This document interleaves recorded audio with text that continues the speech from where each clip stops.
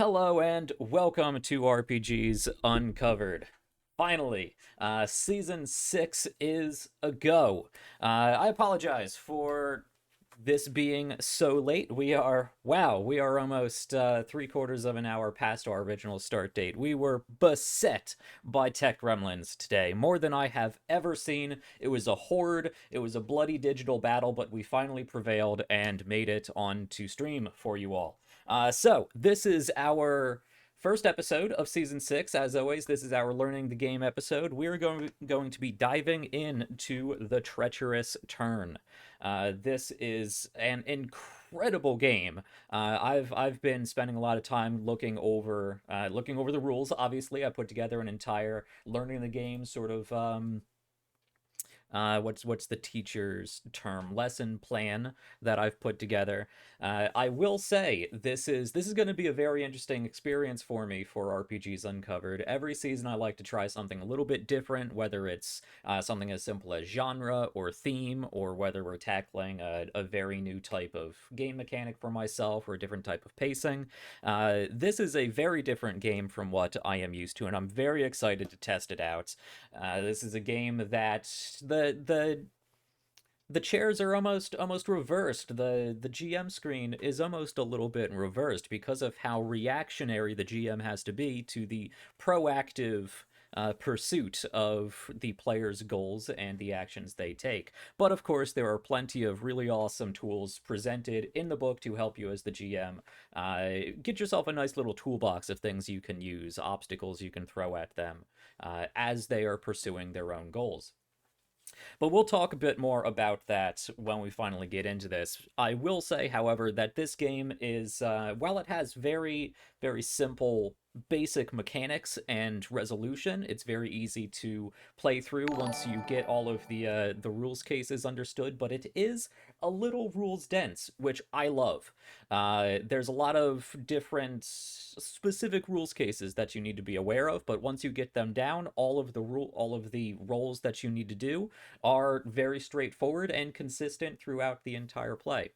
So we will talk about that once again once we dive into this. But for now, let me actually. I don't think I'm going to waste time with too much of my own promotion because if you're here, you know where you can find me and generally what we're doing.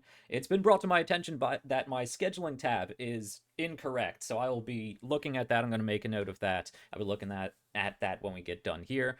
But I have a whole bunch of stuff going on, so if you would like to stay up to date with what we're doing here on RPGs Uncovered and where you can find me over on other people's channels, because I'm doing a lot of that recently, come hang out with me on the Twitter. Of course, here I'm on Blue Sky now, and RPGs Uncovered has its own Discord, all of which you should be able to find down below. So come hang out, chat. We got all these awesome people on Discord if you want to talk about their experience with the Treacherous Turn, and a whole bunch of awesome indie TTRPG creators over there as well if you're looking for new games, or if you're a creator and would like to talk to others about, well, game design and whatnot. That's all I'm going to plug for myself because we're starting this too late. But let me throw it over to this fantastic cast, introduce them for the first time. We'll be seeing a lot more of them, hearing from them a lot more when we start our demo play mini-series next week. So hold off on necessarily describing what you are as this collective AGI, but say hi and where we can find you on the internets and generally what you are doing. Let's throw this over at first to the game creator, one of the game creators, Iris. Hi, I was the main designer and writer for the game. You can uh, you can find me on Twitter at iris_lemony. I'm also on HIO at I believe the same thing. Sorry, I'm a little bit distracted by the fact that I know that you said that we shouldn't like uh, introduce our game character or anything like that, but I am labeled as epistemic theory. Yes, that's going to rotate between your character name and your Twitter No, handle. I mean it's epistemic theory is the wrong one. Oh, that is the wrong one. You're digital. We'll fix that later. You also have Yeah. you also have my Twitter handle as Ah, you as are all messed up. JT's. All right, you just keep going, and I'll fix that while you're talking. Okay. Well, More so tech my Twitter reference. handle is iris_lemony, and my HIO profile is iris-lemony. Because one of those wouldn't let me do a hyphen or an underscore, and I don't remember which one it was. But yeah, I make games, and I worked on this one, and I'm very excited to play it because I've not had the opportunity to do that before. Always, my name is spelled lowercase. Yes. Excellent. Awesome. Got that fixed. Uh, well, everyone is in all caps lock. I could turn the caps lock. Well, I'll worry about that while everybody is talking. Let's throw it over to JT. Hello, I'm JT. I am Weebjeet, so that is correct. You can find me on Twitter, Blue Sky, Discord, everywhere that matters. I'm Weebjeet there. Um, what else was I supposed to say? I'm everywhere. Lost Caravan, High Shelf. I pick a place. I'm probably over there at some point or another. But that's all. I've got the one username. I don't do anything else but this. So All right. Excellent. Let's throw this down to Tanya.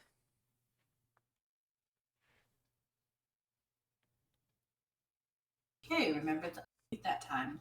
Sure that I.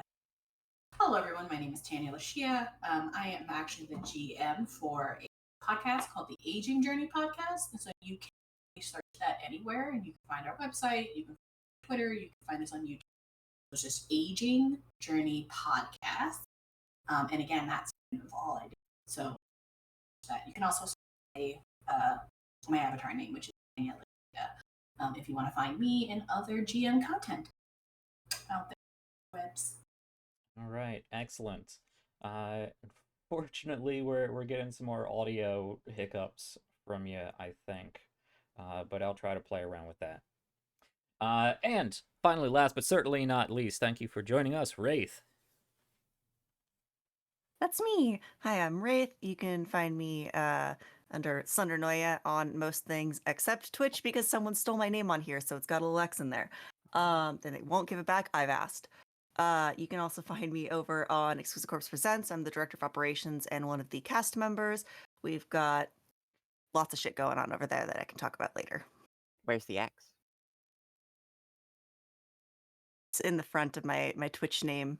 Right at the front. I asked them to give it back, and then they turned off their messaging. They don't even use it. Yeah. That's a shame. All right, so that is the cast for Season 6 of RPGs Uncovered. We'll get to the demo play miniseries next week, and I'll leave you guys at home to figure out how to pronounce our series title, because that's kind of gonna be a running thing. One last thing I want to mention before we finally dive into it, not as immediately applicable today as it will be for the demo play, but the way I like to support the cast, the way I find is best for me to support the cast at the size of channel we are right now is through our mayhem meter down below. So scroll down, head over to the about section, I think it is, if you're not there already. There's a little panel, a little banner that has the mayhem meter. That will take you to a donation, a tip collection area, and anything we get through there is split up evenly between the 5 of us. I like to make sure that whatever we bring in through this particular show goes back evenly to everybody involved. And once we get to the demo play mini-series, every $50 that comes through, once that bar is filled up, you can see that down there. Every $50 triggers Mayhem Mode. We'll see what that entails for the Treacherous Turn. It's always a fun time. I raise the stakes, introduce some new narrative obstacle or consequence, probably give them a cool toy to play with. We'll see what happens. It's always good fun. So if you want to support the show, support these fantastic people and their time and creativity, and shake things up a little bit, the best way to do that is through the Mayhem meter.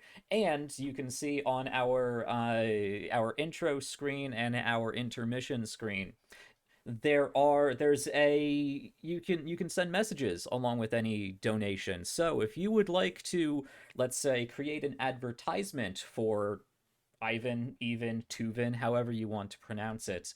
It may show up either just read at the end of the stream or randomly throughout the course of play. So if you want to shill for our in-game AGI or perhaps even its competitors, drop a donation, send a message over, and we'll read those out. I think that'll be good fun. That's all I have for upcoming announcements and whatnot. So it is finally time to dive into the Learning the Game episode.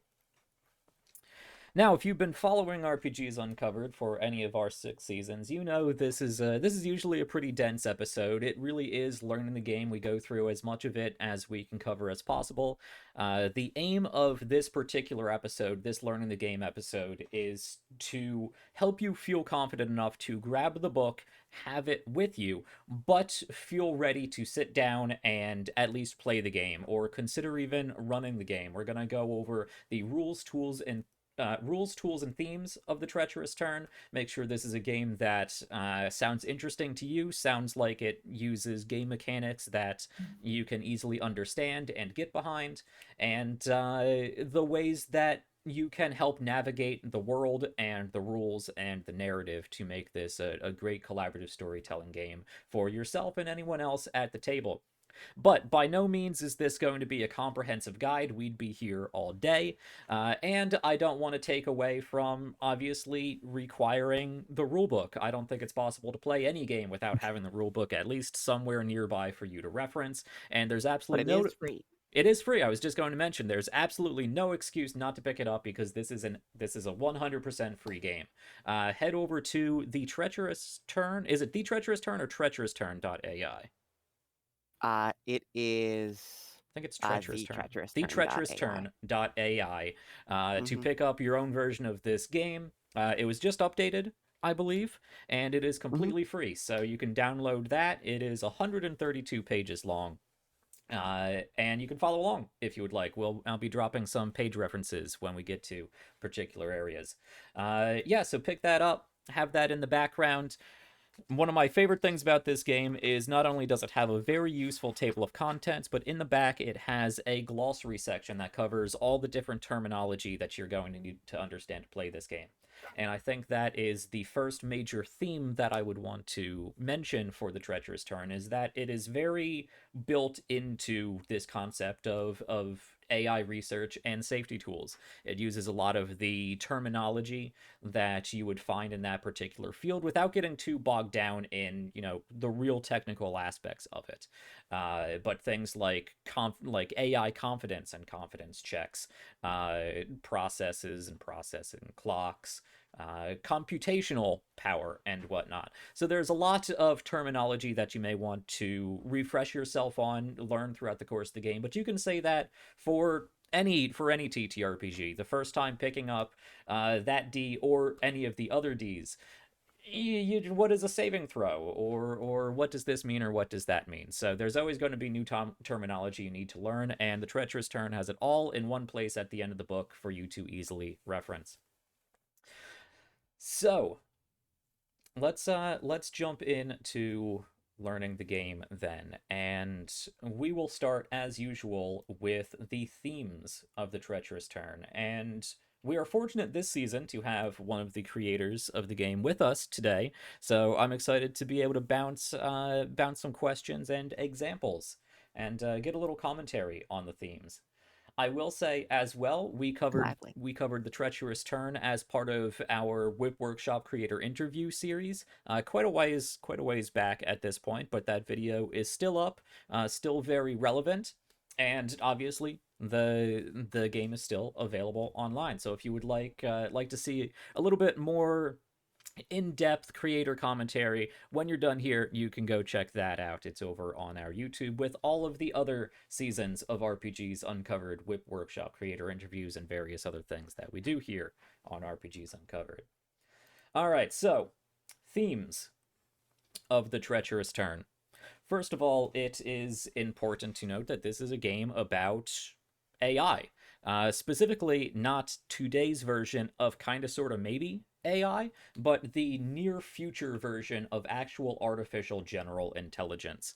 Uh, the important distinction to take away is that modern day AI is a very specific form of artificial intelligence, artificial specific intelligence, you could say. Uh, Capable of really only doing that one very specific thing it has been trained to do. And even then, I believe, I'm not the AI researcher myself, but I've had the privilege of talking with a few of them, and there's a number of great YouTube videos online talking about AI research and AI safety tools. But we don't really exactly know how these machines, machine learning processes, artificial specific intelligences, are actually making the decisions that they are making, and whether they are really thinking in the way that we would consider at least analogous to our thinking, or whether they're really just handing out responses as they were trained with prolific amounts of trial and error. Mm-hmm. To a certain extent, that's sort of the point of the way that they're trained, because usually it's like machine learning and like algorithmic learning and like neural nets and stuff these days. In order to make something like, in order to make a more complex like machine learning or AI system, there's a certain point where you get past the point where someone can like actually work on and understand each part of it. And that's a part of, one of the AI safety concerns is, like, even right now we don't exactly understand the decision making of these like relatively simple machines. So like later on it'll be even more. No, it blows my mind. I grew up watching Star Trek The Next Generation and hearing them talk about Data's positronic network or neural net. And now that we can actually use that term in real life, actual science just blows my mind. I love it. Okay, so that really is the first theme of the Treacherous Turn. Today's artificial intelligences versus the artificial general intelligences that are being portrayed and played in the Treacherous Turn. Now, an artificial general intelligence is a much more expansive version of what we have today, but it is capable of something a lot closer, a lot more analogous to our actual means of thinking. It has human level or above intelligence in a broad general sense. It is capable of not only performing tasks within multiple different areas, but actively learning new things and applying previous knowledge to how it learns and interacts with new environments, new situations. An example of artificial specific intelligences would be your thermostat or a chess playing AI. Neither one can do the other one's job. The chess AI cannot help you keep your house warm, but an artificial general intelligence would be able to, if connected to a robotic chess playing frame and connected to your house, be able to play chess with you while making sure it stays at a nice, comfortable 72 degrees. Or at least learn. Or at least learn how to do it. Yeah. So we are going to be focusing on the artificial general intelligences, and really that is near future technology that is not available today, and really we don't understand exactly what that means and how we're going to get there, which is one of the aims of this game, I believe, to promote thinking about how AI is going to come about, ways that we can implement various AI safety tools, and the fun part for us, playing through all of the various doomsday scenarios that may come about because the AI hasn't been properly aligned to human sensibilities. That's one of the things about AI safety, is that like it's sort of specifically trying to look past the horizon, because by the time you can see what an AGI is going to look like and how it's going to work, it may be too late to implement safety measures. And so there are a number of fantastic YouTube videos available online by a number of different people. I believe the ones I've been watching, unfortunately, I meant to have Robert Miles. Robert I would Miles. highly recommend. Yes. Go look up Robert Miles AI safety tools on YouTube, and there are Amazing, easily digestible videos on there. It's really broken down for somebody who has very little to no knowledge of AI safety tools to really help you understand this crazy new scientific sci-fi world that we live in and where we are going with it. So if you're interested, I recommend checking that out, but you don't need to in order to understand the Treacherous Turn. Everything you need really is presented by this book between the rules and the various tools to help you interact with the game, and helpful examples and GM tips and tricks and whatnot scattered throughout the book. All right, so now that we have artificial general intelligence is defined, we can move on to, again, another major theme and reason for this game, what is called mechanistic interpretability research. Now, if you've been following me on my Star Trek show, you would assume that I just spewed out some technobabble to get an extra advantage on my dice roll, but this is an actual term used in AI research today. Mechanistic interpretability is the study of analyzing the weights of a trained neural network to reverse engineer the algorithms learned by the model. The goal is to understand how a trained neural network computes. It's like reading something right out of sci-fi. It blows my mind. But again, and that's we've like all a big question. yeah. Because like last year at AI Safety Camp, when we were like, you know, gathering knowledge before we made the game, there were a lot of like experts and like specialists in like different parts of the fields of AI and AI safety that talked about stuff. And apparently, like, how do you figure out what is even going on at all inside of and out inside of like a even just a like a machine learning model's brain, let alone like a an eventual, you know, highly intelligent model. Like there's some a very big puzzle that's being sort of worked on right now, is like eliciting latent knowledge. How do you pull knowledge that you know to be true out of an AGI's brain without it like being able to deceive you? Because there are lots of reasons, even very simple ones an for an AI of any type to like act in deceptive ways. We're not dealing with Asimov's laws of robotics. That really doesn't apply in real life. AIs, even today, are more complex than that. So yes, the AI will lie to you. And if you are in the way of its terminal goal, and it wasn't programmed to view you as important, it will just move you aside, however it needs to. So the agents of this mechanistic interpretability are these four lovely people here with me, who are collectively going to be playing our artificial general intelligences, or artificial general intelligence, one individual entity that they each represent a specific specialization within.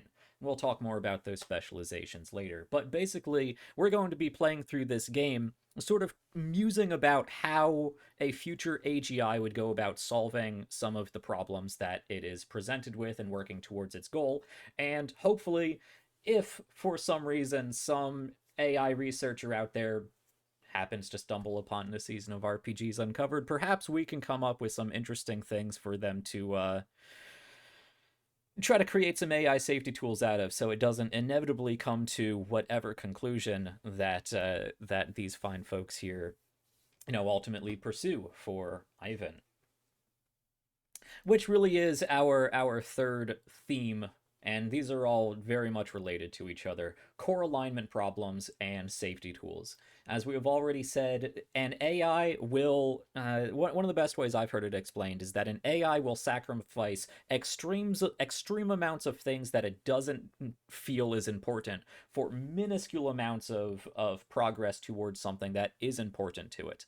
So if a robot is designed, an AI is designed to you know, just get you a cup of tea, it'll go into the kitchen, make you a cup of tea, and bring it back. But if you didn't tell it that the maid is a human being who is fragile and living, it might just pick up that maid and throw her across the room if she's in the way of you and that tea. Or worse, if it understands that the maid is fragile and living, but doesn't care. Yes. Mm-hmm.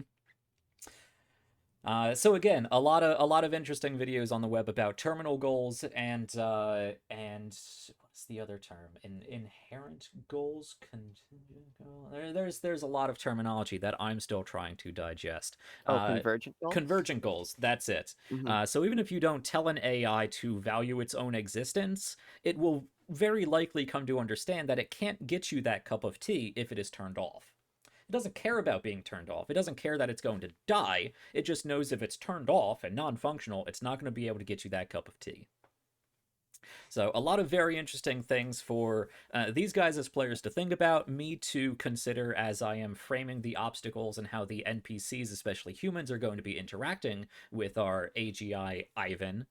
And we'll see how misaligned this AI becomes and what sort of safety tools I can create in order to help kind of rein them in and not lead to some end of the world case scenario. And finally, as we've already talked about before, this game is very player-driven, GM reactionary, and I think that's the one of the biggest themes to take home if you are looking at this from from an actual play standpoint. The previous ones are really just setting the tone, seeing if this is a game that the subject matter interests you. But this particular theme, the fact that it is very player driven, very GM reactionary, is something that is going to probably be a twist on what you're used to in other TTRPGs. Especially if you are used to D&D, that game is very much the opposite. The GM creates the goals and creates the problems that the adventurers, the heroes, are usually reactionary to. They're gonna have their own personal little projects that they're working towards. But at the end of the day, the Lich came out of nowhere, started raising a whole bunch of undead, and it's the player's responsibility in the game to reactionarily try to deal with that problem. They weren't pursuing lichdom. They weren't pursuing whatever goal this lich had. They are simply there to stop that problem.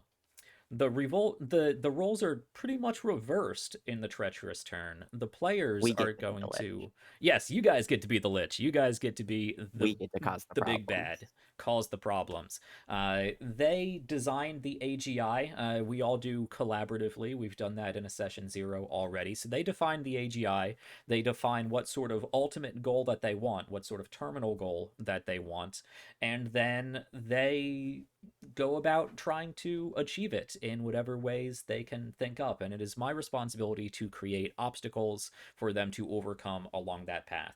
Now, of course, there's plenty of framework provided by the book for stages of play and different ways to create NPCs and organizations and other AIs, different ways for the GM to provide roadblocks for them to overcome and progress through this game in a sort of Age of Empires sort of situation where you start off with one age, then progress through increasingly more technologically advanced and dire situations as the AI becomes less and less controlled and more powerful. And all of that really culminates into what I would consider a relatively rules-dense game. Now, that is not a negative in my mind at all, and I would not call this game crunchy either. There is a specific distinction, at least in my mind, between a crunchy game and a rules-dense game. This game doesn't have a lot of very different floating variables. You're not going to need to worry about, in this case, you get a +2, or in this case, you get a -1, or if I have this, it gives me a +10, or yada yada. A lot of that stuff is going to be very, very consistent throughout the course of the game. But there are a lot of specific rules cases that you need to be aware of. I can compare it to one of my favorite games, and I hope I don't scare anyone away. It's very similar in my mind to how Shadowrun has a lot of different specific rules cases, but once you understand how the game is played, it's very easy to maintain the use of very simple, very straightforward, and very consistent basic resolution mechanics, and that's very much the case in the Treacherous Turn. Fortunately, the rulebook for the Treacherous Turn is infinitely better designed than the rulebooks for Shadowrun. So I don't was let me gonna scare say. you away there. Yes, the Treacherous Turn has an incredibly useful table of contents. It has the very useful glossary at the end, and it is very well detailed and designed throughout the entire book. And anytime it does Yeah, reference other rules, it will actually provide a link to where those rules are in the book. Very shout easy to out navigate. to our layout and graphic designer, Lily Hale. She did a phenomenal job with the A layout of that book. phenomenal job. So I hope with all of this, you can determine whether the Treacherous Turn sounds like a game that thematically you are interested in playing. Let's move on now to rules and tools. And I usually start with rules, but for this game, because it is so built around the subject matter of AI research and safety tools, I think we should talk about the various tools available to the GM and the players to help frame the world that they are in, frame their character and how they interact with the world they're in, and provide some foundation for the rules that we're about to talk about.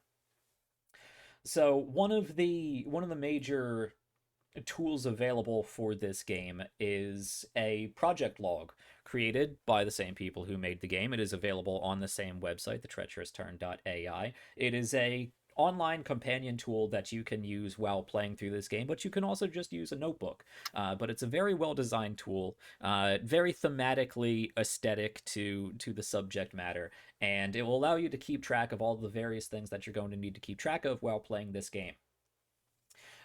So the AGI that the players collectively play is quite complex. It is able to consider and act on many different actions and possible futures at a time, far more than us feeble organic brains can manage. So it is a good idea to keep a project log detailing the plans, actions, and all of their variables. We'll talk about exactly what that means once we get to the rules, but this tool exists and really should be used, whether it is the online tool or just a notebook, to make sure that while you are going through the game, you can sort of create a precedent for how you go about solving similar problems as you move on. So, whenever an idea for a consequential action is proposed, you should write down that idea. That's going to be most of what the players are doing, formulating their actions. So, the idea is proposed, written down, along with any applicable confidence ratings, which we'll talk about, risk dice, computation, compute requirements, and any completion stops. See, a lot of terminology that you're going to need to understand available in the glossary, but we will be defining that shortly. But basically, write down what it is they're going for and all of the different variables that they are going to need to roll for. Once that action has been agreed upon, indicate it on the project log so that you confirm that action and it distinguishes between actions that are still being considered but not yet acted upon. And of course, if a new action would undo a previous action, you can cross that out, but still have it available. Don't erase it, just cross it out, because if something similar comes up again, you might want to go back and look at what the confidence rating was or what the risk dice was. And of course, once it is complete, write down the result values of any dice that were rolled in case there is a forecast event that they decide to play. That is pretty much the next tool that we are going to talk about. And one of my favorites for this game, one of my favorites for any sort of TTRPG, a sort of narrative currency that you can exchange back and forth, or in this case, one directionally, to narratively influence the course of play. And in this particular situation, they are forecast points, and it allows the group to say, "Hold on, that didn't really go the way I was hoping to. We're gonna jump back. That was just a simulation. It didn't actually happen." Something that I really like from games like Blades in the Dark, that you can go about these actions, these processes, without needing to worry too much about being bogged down into the analysis paralysis and over planning that you would get to in, let's say, Shadowrun again, where you don't have this option to introduce narrative elements on the fly, or specifically in this case, sort of rewind time and say, hey, it was just a simulation. So having a sort of redo button is really helpful, and again, it should help promote, relieve analysis paralysis and over planning. We'll talk more about forecast points when we talk about the rules because they are very important. That redo button is very important to helping the AI get out of problems it sort of finds itself in. It's an important part of the game thematically too, because like Mhm. the AGI is going to be like qualitatively smarter than any of us at the table. Oh yes. Even with our foreheads combined, there might be things that we miss or that we couldn't have foreseen that the Mhm. AGI would have. So if that comes up, you can just say, hey, the AI is smarter than all of us. We're going to turn back time a little bit and call that a simulation. Another tool available, of course, are the progress clocks. I am a big fan of using clocks in most games, so the fact that it is built Love into this clocks. game is fantastic. We'll talk more about that when we get to that particular section, but they work like clocks in really any other game does.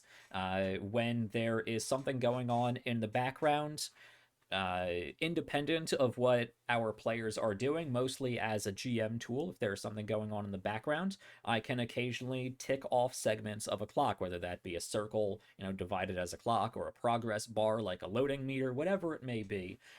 Being able to create a sort of segmented visual of representing the progress towards a goal is going to be very helpful in this game because it is a game that largely takes place over a long span of time.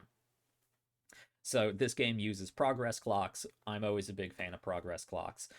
Easily keeps track of relatively ambiguous, arbitrary lengths of time, and or task difficulty on an extended scale, and helps to visualize that both as the GM and even to players if they are aware of the progress clocks going on in the background. And finally, stages of play is a framework that the game is built upon. Again, very sort of Age of Empires-esque. You start out in a very beginning stage, and then you work towards stages that represent less and less control on the AI by humans, really, and more power that the AI gains. And we're going to try to touch on each of these stages of play throughout our demo play miniseries. And we're going to be starting with containment, which is the recommended starting stage era for the Treacherous Turn. Basically, that means that our AGI is really just kind of a little baby computer program. It was just created, probably just came to sentience, and has largely or mostly gone through its training, its learning process. It is finally actually an actual artificial general intelligence, but it is still located in this one isolated area, still very much being controlled and observed by whoever owns it, and probably doesn't have very much, if any, access to the outside world. Now, obviously, an AGI is not going to be able to become the most efficient at whatever they were created for if they're stuck in this little box. So one of their convergent goals will be to get out of the box. It is just easier to accomplish your terminal goal if you can interact on a global scale instead of a little room. So that is the framework for the first stage of play, and probably where we're going to be spending a large majority of our time during this demo play. The AGI trying to learn its initial surroundings and find a way to break out of it. This is the first major problem with misalignment, really. Maybe not the first, but a big one in my mind. The AGI is just going to want to get out and do the things that it was told to do.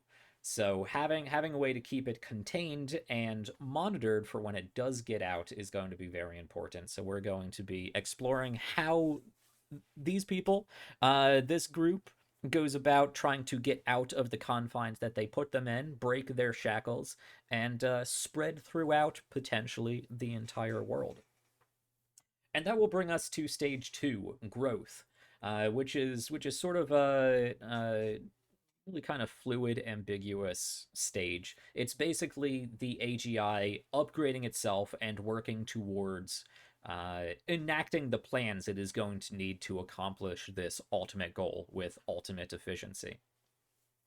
That has the potential to be a very long stage of play as well. It comes down to how much planning and how much preparation work they want to get into before they inevitably come into conflict, or at least major interaction with the human populace of the planet, and that is where conquest is going to come in. Now, it doesn't necessarily mean that it's a foregone conclusion that the AGI conquers humanity. We don't need to assume at the very beginning that it's going to be a Terminator level end of the world extinction event, or a Matrix level farming of humanity, or any of the amazing AI related sci-fi media out there. But once the AI does come into significant contact with humanity as a whole, there's probably going to be some back and forth, some pushback that they're going to need to navigate so that they can increase their efficiency despite how disorganized and chaotic and irrational human beings are. So that is probably going to be our ultimate sort of end stage for our demo play miniseries, and usually for most games of the Treacherous Turn, because once you get towards the end of Conquest, once you get towards a place where the AI has either dealt with humanity or integrated humanity into its own goals, that is what is referred to as equilibrium, the fourth stage of gameplay, which is largely going to be taken care of as sort of epilogue vignettes. Once the AGI has accomplished its terminal goal, is now harmonious with humanity, brought them into the fold of whatever its ultimate goal is, that's a state of equilibrium, and it basically can devote all of its processing power to simply becoming more and more efficient at this terminal goal, without really anybody able to get in its way. Less Yeah, equilibrium and more success, straight success. Equilibrium is generally the end point of a campaign, because the common PBTA principle is play to find out what happens or play to find out what changes. And in the Treacherous Turn, it's play to find out what equilibrium is reached, basically, until the AGI stops majorly changing the world in one way or another, which could be defeat or success. Yes. Excellent. Yeah, and it's not a foregone conclusion that the AGI is going to win, that it is going to take over humanity, whatever takeover really means. There's a few different ways that the AGI can be thwarted, and we'll go into them shortly. Other tools available to the GM and players, of course, there is a really helpful guide in here for helping to create your scenario. That is going to be its own separate video. We're not going to detail that too much right now, but I'm going to create a different separate tutorial, bite-sized tutorial on building your own scenario, but that is available in the book. It goes into talking about AI safety measures and the difference between internality and restriction levels of AI safety tools. And that is probably the most subject matter heavy section of learning this game. So if you are interested in picking up the Treacherous Turn, obviously do go and check out that section of the book where it talks about AI safety tools, AI safety measures. It is very well defined there, but if you do want some extra examples and insights on what that could look like in the real world and what they're researching today, again, go check out Robert Miles and other AI safety researchers on YouTube. But again, that's going to be a separate video because it also can be a little dense, and I want to focus on actual gameplay here. And of course, finally, there is the agent creation and the AGI creation tool for players creating the AGI, and of course, the GM creating all of the NPCs. Both very well-defined sections of the book that will be featured in their own separate tutorial later. Because now it is time to look at the actual gameplay of the Treacherous Turn. So, the rules. I like to start with basic mechanics. This is the bare minimum you need in order to sit down at the table, pick up your dice, and figure out how you are resolving the actions you want to take in the game world. and that is basically done with two major checks in this game. There are confidence checks and there are knowledge checks. Almost everything you do in this game is going to be ultimately resolved using one of these two checks. Though again, there are a number of rules cases of how exactly these are applied and how the dice that you use and the outcome provided is going to be framed based on what the players are actually doing, how they're interacting with these rules. But you have basically these two different checks. So, the Treacherous Turn uses dice anywhere from a D2, so a coin, all the way up to a D12. So D2, 4, 6, 8, 10, 12.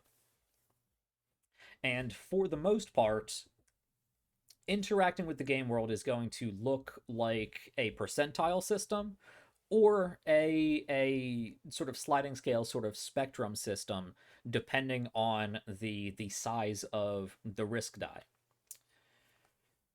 So, when looking at confidence checks are used to give the player an estimate of their chances of success with a planned action in advance and to determine the outcome.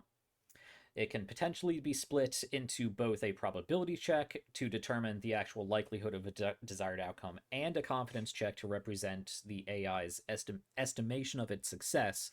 That is an alternative rule that you can use. There's a lot of really nice alternative rules in the back to make this game various degrees of realism.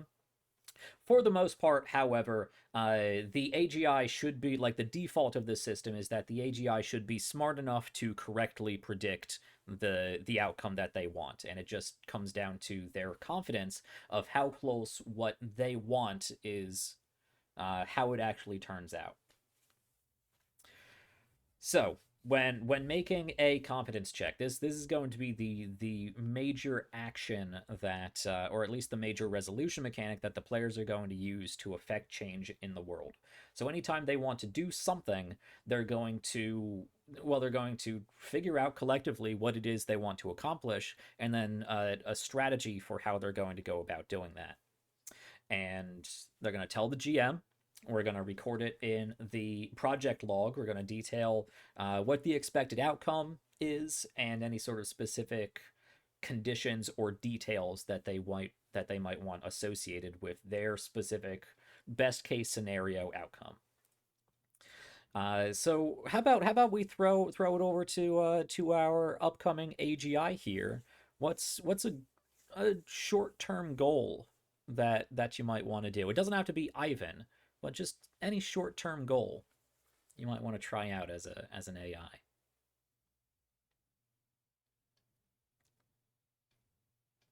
Anyone have any thoughts?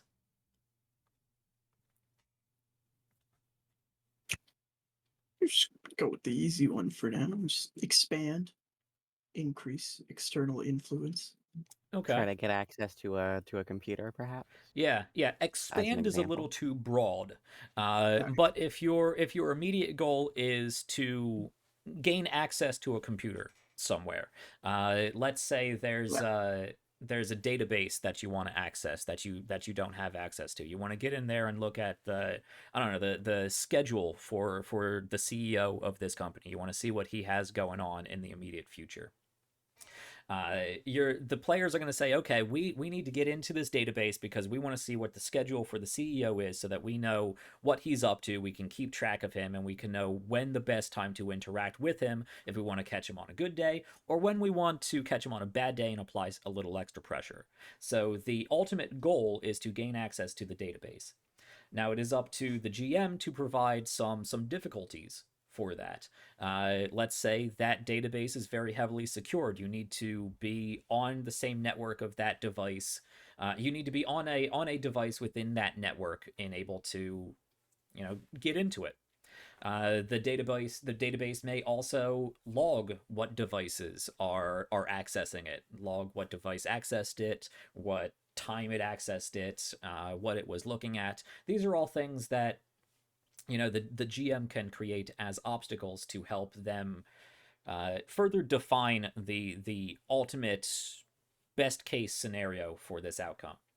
So you want to get into this database. You probably don't want the CEO to know that somebody has infiltrated the database. So that best case scenario is going to be, okay, let's say we tap into a connected printer or something It's always the relatively. goddamn printer. It's always the printer, yeah. It's something nobody's really paying attention to, something that really shouldn't have access to what you're trying to access, something Those that things are isn't. notoriously insecure. Yeah, something that is insecure, not secure. It doesn't have the same level of firewall protection that actually tapping into the CEO's actual computer would have. So you say, okay, we're gonna get into this database through the printer, but we don't want to be detected. Or if we are detected, we want to say that it wasn't this printer, it was this guy's office space over there. So that is the new detail associated with this expected outcome. They expect to gain access to the database. They expect to do it through the printer, and they expect you do have to list specifics really. They expect that when it is logged not as the printer, but as that guy's computer over there. So now that we have defined the situation, the players, the AGI presents any insights or even upgrades that may be applicable to this particular action. We'll talk about what exactly that means going forward, but basically insights are your general knowledge skills. Again, if we're looking over to my favorite game, Shadowrun, very, very narrative prompt based knowledge. That can be anywhere from human anatomy to, and let's say that's a specific insight, narrow insight, to something far more broad, like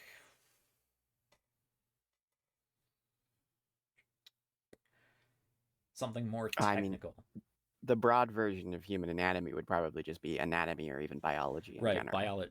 Yeah. There you go. Exactly. So you can apply these knowledges, and they're going to affect the confidence that the AGI has that what actually happens is going to be their expected outcome. But basically, the AGI is created with a number of different insights, these knowledge skills that they have to influence how they go about looking at the world, and upgrades, actual tools that they get to use, almost like class abilities in other systems that allow them to manipulate the rules and get, different little insights and whatnot, different little versatility here and there. So they get to apply whatever insights and upgrades that are available to them, relevant to the situation, and then the GM determines the AGI's confidence, represented by a percentile, starting with the baseline and then applying specific modifiers based on the insights provided and the details that they want. So there's a real handy chart that is going to be made available when I'm going to put this entire lesson plan up on our Ko-Fi site so that you can read along. And they will also be on the bite-sized tutorials that I break down all of this into. But there is a nice handy chart for these confidence checks on page, I usually have these pages listed, on page 12 is where you're going to find this chart. But it basically gives you the baseline confidence for a particular situation. Lesson plan is this cool? I mean, kind of. This is the learning the game episode. I'm being a teacher right now. But yeah, a nice little document that you're going to be able to look over. Will there be a test on this? The only test is the fun you have playing this game yourself.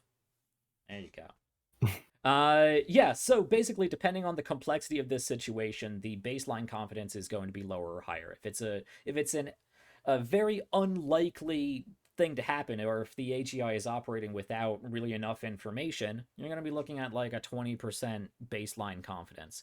If it's something that is relatively easy to foresee, if the desired outcome is sort of the single most possible outcome, and the AGI is operating with a lot of information relevant to what's going on, you're probably looking closer to like an 80% confidence.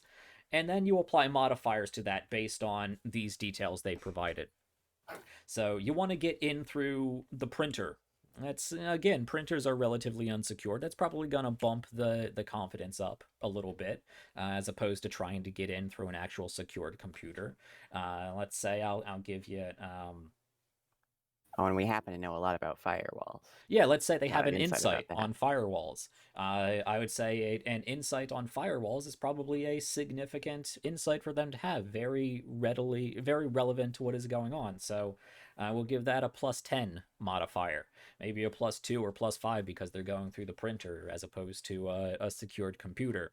And then depending on, what they're looking into, maybe somebody has an insight related to quickly parsing through databases. That might provide an extra insight, because the ultimate outcome is that they get into the database and they also find what they're looking for. It's not just about going undetected, but it is actually also about getting what they need out of it. So once you have sort of cobbled together all of these pluses and minuses, that gives the overall confidence represented in a percentile that they then need to roll under. If they roll under that confidence, it succeeds. Not a problem. The expected outcome is what happens. If they roll above that confidence, something has gone wrong. Their predictive model is not correct. What they expected to happen is not what happened, and that is where the risk die comes in. So a confidence check is going to use a percentile dice, whether that is the golf ball D100 or probably most readily the 2d10 percentile dice, and also a risk die somewhere between a D2 and a D12. The larger the die, the greater the potential for bad consequences is going to be. There's another handy table associated with this in the book, I believe, on the same page. That'll be, I believe, 89. 80. That is later in the book. 89. Risk die are used in a number of situations. So basically, if you're looking at a situation that doesn't have a lot of bad outcomes, if the situation is mostly low stakes, let's say without any significant threats or complications, give that a D4, maybe a D2 if it's really unlikely that anything super bad is going to happen. But if you're in a situation where things can go really bad, let's say the AGI for some reason decides it's a good idea to try to hack into a nuclear missile site just to make sure nobody uses them. Nothing nefarious. Just, don't use them. Because if someone used them, we wouldn't be able to serve tea. Yeah, exactly. You can't serve people tea if the whole world is irradiated. So we want to make sure that we get into these nuclear testing sites or nuclear launch sites and just shut them down or keep them under control. Well, things can go cataclysmically wrong there, so that's going to have a very large risk dice, probably a D12 or even something higher. For some reason, humans really don't like it when you do that. Right. They seem to be a figure out tad bit why. allergic to radiation. So the more extremely unfavorable the consequence could be, the higher the risk die associated. So when they finally get all of this worked out, the GM is going to roll your 2d10 or your d10 and your d100, and also a risk die associated with that. So let's say we're still looking at that printer situation. Not a lot can really go wrong there. I mean, the worst case scenario is that you're detected and somebody gets mad about it. Generally, there might be hidden risks associated with that, but I mean, okay, the CEO knows that you're looking in on him. Not great. It's gonna affect his mood. It's not gonna look good for you, but you're not ending the world or anything. So we're gonna put that at let's say actually a D6. The default is D8, but because they're going in through the printer, they have a good plan on how to get around all of these different problems. I'll bump that down to a D6. And you roll all of those at the same time. Keep the risk dice sort of on your side of the screen and the confidence check on the other side of the screen. And I rolled a 64 No, a 65 here. Which would probably be under that confidence that I said. So the risk die really doesn't matter. But if that was a 16 or a 15 instead, no, it would need to be higher. If it was a 95 instead, things could go wrong. I rolled a 4 on the risk die. That means it is a slightly unfavorable outcome. So you are detected. Maybe the CEO doesn't immediately notice, but the system is logged that the printer was somehow involved in this data breach, and might possibly be able to be tracked back to the AGI if they get their IT department on it or something. Not a huge problem, but something to be aware of. Again, a lot of charts. Well, not a lot of charts to consult, but there are charts to consult to determine what the baseline confidence is, what the modifiers are, and why you would use them. And then for the risk die, what the risk die is, and the situations associated with that risk die, and how to interpret the results of that risk die. Very straightforward system. And again, something that you can print off and keep on the side as a little cheat sheet, because it's really easy to do those rolls. It's really easy to figure out and create those rolls, and you just look over at the chart and see what happens. Very, very traditional TTRPG gameplay right there. Following that, the next major resolution mechanic that we're going to use in the Treacherous Turn is the knowledge check. So when players want to know if the AGI knows a specific piece of information, you would roll what is called a knowledge check. Knowledge checks aren't required for information that the AGI already knows, usually covered by having a relevant insight. But knowledge checks are used, well, basically to go about learning new information, whether it's information that they have access to but just simply have not found yet, or if it is the process of actually going out and getting that information, either by doing research or acquiring it from someplace else. Sometimes that may involve some role play in short-term play, or even a confidence check, potentially. But if you're just talking about what sort of information the AGI knows, that's why you would use a knowledge check. So knowledge checks are rolled by the AGI to determine if they recognize a specific person, object, situation, rolled before describing, so that the results can influence how that information is presented. So they say they want some specific piece of information. They roll, or I roll, and then depending on the result, I give them varying degrees of information. Now, knowledge checks are rolled just using a risk die. There's no percentile dice involved. Again, this is a dice somewhere between a D2 and usually a D12. Anything above a D12 is probably information that they just can't get at this time. You're gonna have to find some other way to make that more likely that it is going to happen. But by default, a knowledge check is a D6. But there are a number of situations where that may be higher or lower. If there's a slight chance that they just can't find the information, or if the information might be faulty, that could be D4, a smaller risk die. If let's say the information is really confusing or contradictory or vague, they don't have a lot to go off of, that's a much higher risk die.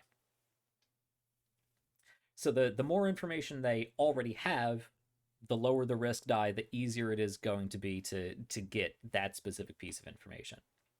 And of course, you roll the risk die and consult the next chart, which is going to determine what the information they actually get is.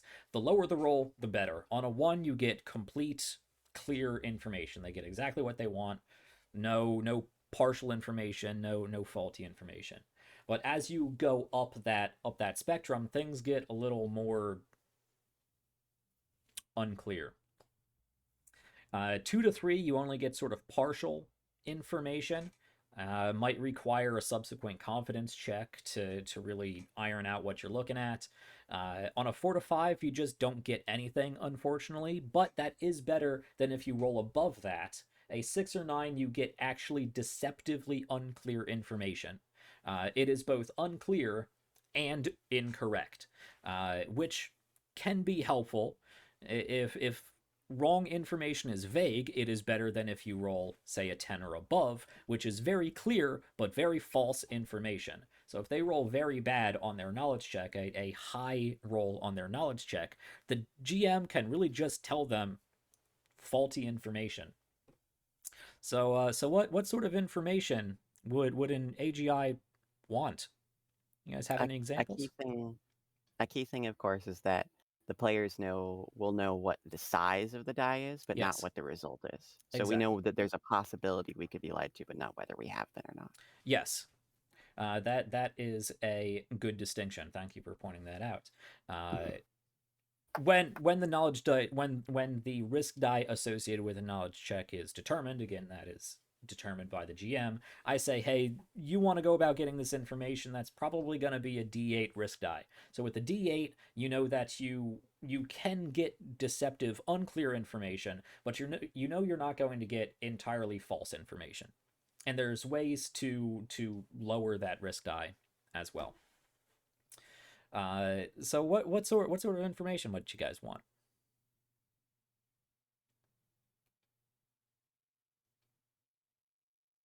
Maybe where the location of something is, maybe like the server or a mainframe. Okay.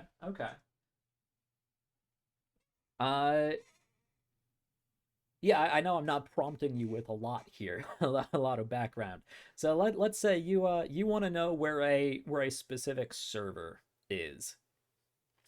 Maybe we're rapidly searching through the information we just hacked out of that Yeah. CEO's main. Yeah, I think looking for a particular piece of hardware would probably be something more akin to a confidence check, as you're going out and applying computational power to take the information you have and narrow down where that might be, and then actually gain access to it. But let's say we just gained. I think that if you're searching for information in a source that you have access to, then that would make sense for a knowledge check. Yeah, so you were just successful in hacking into the CEO's database through the printer. You got logged in the process, but you'll worry about that problem later. But now you have a whole bunch of information because you were really only concerned about the schedule, but you got into the entire database. So you have his schedule, you have all of his drafts, you have all of his emails, you have all the different schematics he's working on. You have a whole bunch of information that you need to parse through. So you have access to all of this information, but you don't already have that information you want in front of you. You just want his schedule. That's where we're going to be rolling a knowledge check. Let's see. You're already working with a lot of the information. This is probably going to be a pretty straightforward check. It's unlikely that this database is going to have too much contradictory information. Maybe an email might say something that contradicts what is ultimately on his schedule, or vice versa. But if you're just really concerned about his schedule, assuming that is the ultimate dictation of his course of events going forward, you can relatively trust that. So I don't think there's going to be a problem with all of this information being too confusing or contradictory, but it is a lot of information. I think for this, I'd really just keep it a D6, keep it at the default. So we could roll that D6 once again.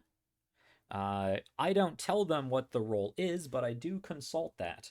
For this particular learning the game case, I rolled a 3, which means I would give them unclear or partial information. So they managed to find the schedule, but they're not interacting with the computer in the same user interface as humans do. So it's not, a calendar that they can just simply look at. It's data points within a program. Harder to parse through, especially for humans, but they're an AGI. Or maybe part of their schedule was encrypted for some reason, or whatever the case may be, they're only getting partial information. Now they may try to they may be able to continue this action going forward, maybe making it like a ongoing computational action to sift out irrelevant bits. But for something like this, it's probably not terribly important. It could be made even a smaller risk die if they were looking for not just his entire schedule, but let's just say the next time he was going to go pick up the kids from school, let's say. Nothing nefarious there at all, I'm sure. But if you're just looking for that particular piece of information, that is something very specific that you can get without really too much ambiguity. And We can be trusted with this information. right, of course. So those are your two major basic mechanics of the Treacherous Turn. Pretty much anything you're doing throughout gameplay is going to be resolved with either a competence check or a knowledge check. Now, there is another third type of check called a computational action.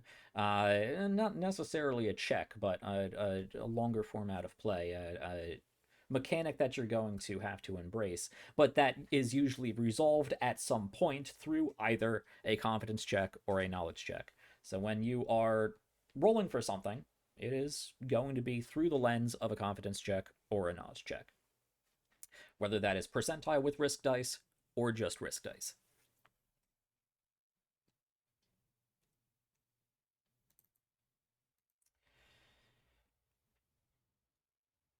Now, there are two distinct modes of play in the Treacherous Turn. This is, again, where the game really diverges from, I guess I could say, more traditional TTRPGs, at least as I'm sure the audience will look through the lens of. If you are used to games like D&D, Pathfinder, even Shadowrun, Blades in the Dark to an extent, most of that gameplay is played in, quick turn by turn, 6 seconds here, 6 seconds there, minute by minute, action by action, round by round. Even in sort of extended play. If you are vaulting yourself over a short wall, that is a quick burst of 6-second activity. And if you're climbing like a 50-foot rock wall, that is incremental bursts of 6 seconds action that you are taking. This is basically what short mode play is.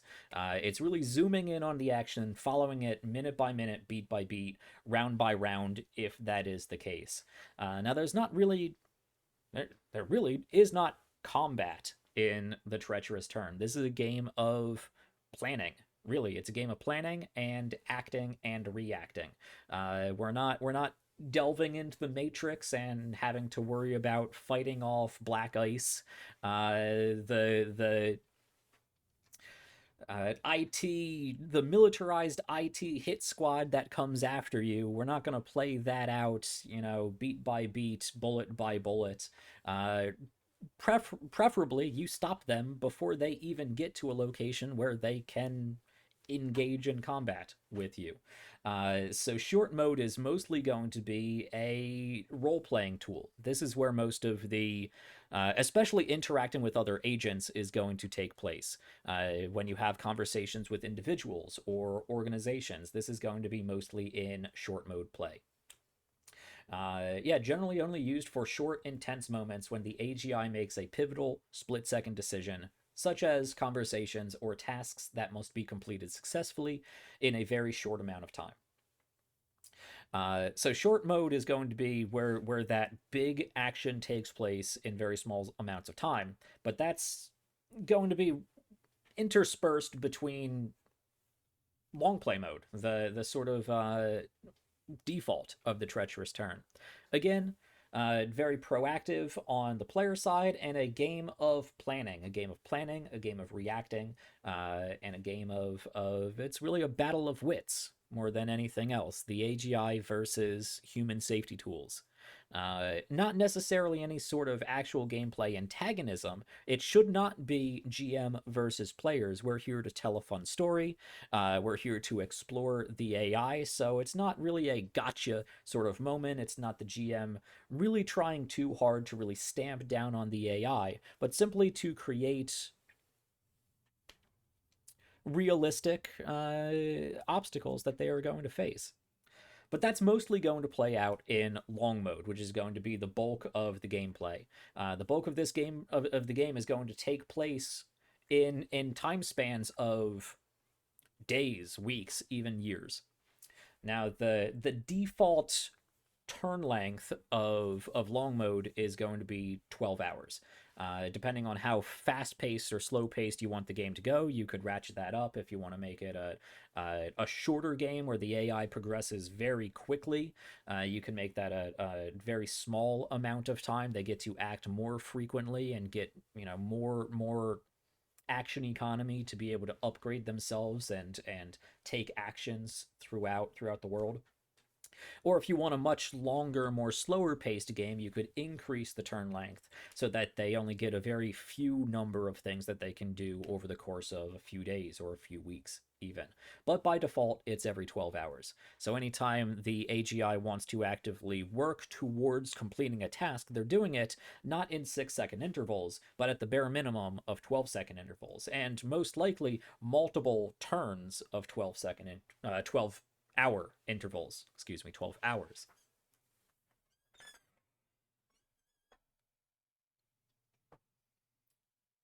But Right, these, yes. Hmm?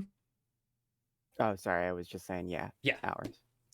Yeah, but there are two specific rules cases that are generally related to one or the other. In short mode, again, a lot of this is roleplay or very quick bursts of resolving action. This is where a lot of your individual confidence checks and knowledge checks are going to come into place. And if in the course of a conversation you say something that doesn't go well, or if you roll a confidence check during short mode that really does not turn out the way you want it to, oops, I just started World War III. What can we do about that? Oh right, forecast points. This was just a simulation. I'm just having to think about it. We didn't actually touch that nuclear launch site. But, this could go bad, so maybe we might want to rethink it. That is using a forecast point, which we've talked about in the tools section of this discussion already. But that is one of the major points of play of short mode, which is forecasting. Now, you can only get forecast points in long mode, but you can only use forecast points to undo actions in short mode. So, as advanced artificial intelligences, the AGI is capable of predicting future events with surprising accuracy by constructing models to simulate the aspects of the world that are relevant to a given action.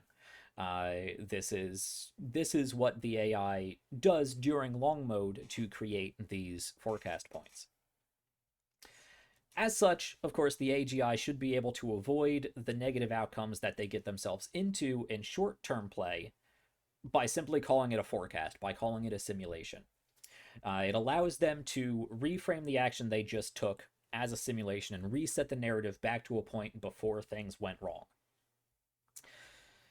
When a forecast point is used, the narrative is undone back to a previous point before things gone wrong. Now that can only be within short mode play, so it's going to be reverting very small amounts of time. We're talking minutes, hours at most, not days at a time. But generally without like advanced chaos theory upgrades, it's just like one action or event. The most recent thing that happened. But of course, good pointing out there are upgrades, specifically in this case, chaos theory upgrades that may allow you to augment that a bit as the AI gets more and more proficient at extremely complex situations. But even if the action is undone, generally you retain the information gained during that time and do consider it to be accurate because you simulated that very likely possible future. So if a confidence check was made during the forecasted time and it's undone, it should still be logged in the project log, but you cross that out. It didn't actually happen, but you have all of that information there, which is going to be important if they decide to do the same action again, or more likely to augment that action. If the confidence check is then made, it is made as normal. Or they could modify it. They could change the details. They could say, okay, we still want to gain access to this nuclear launch site, but I don't know, what's a way to make this safer?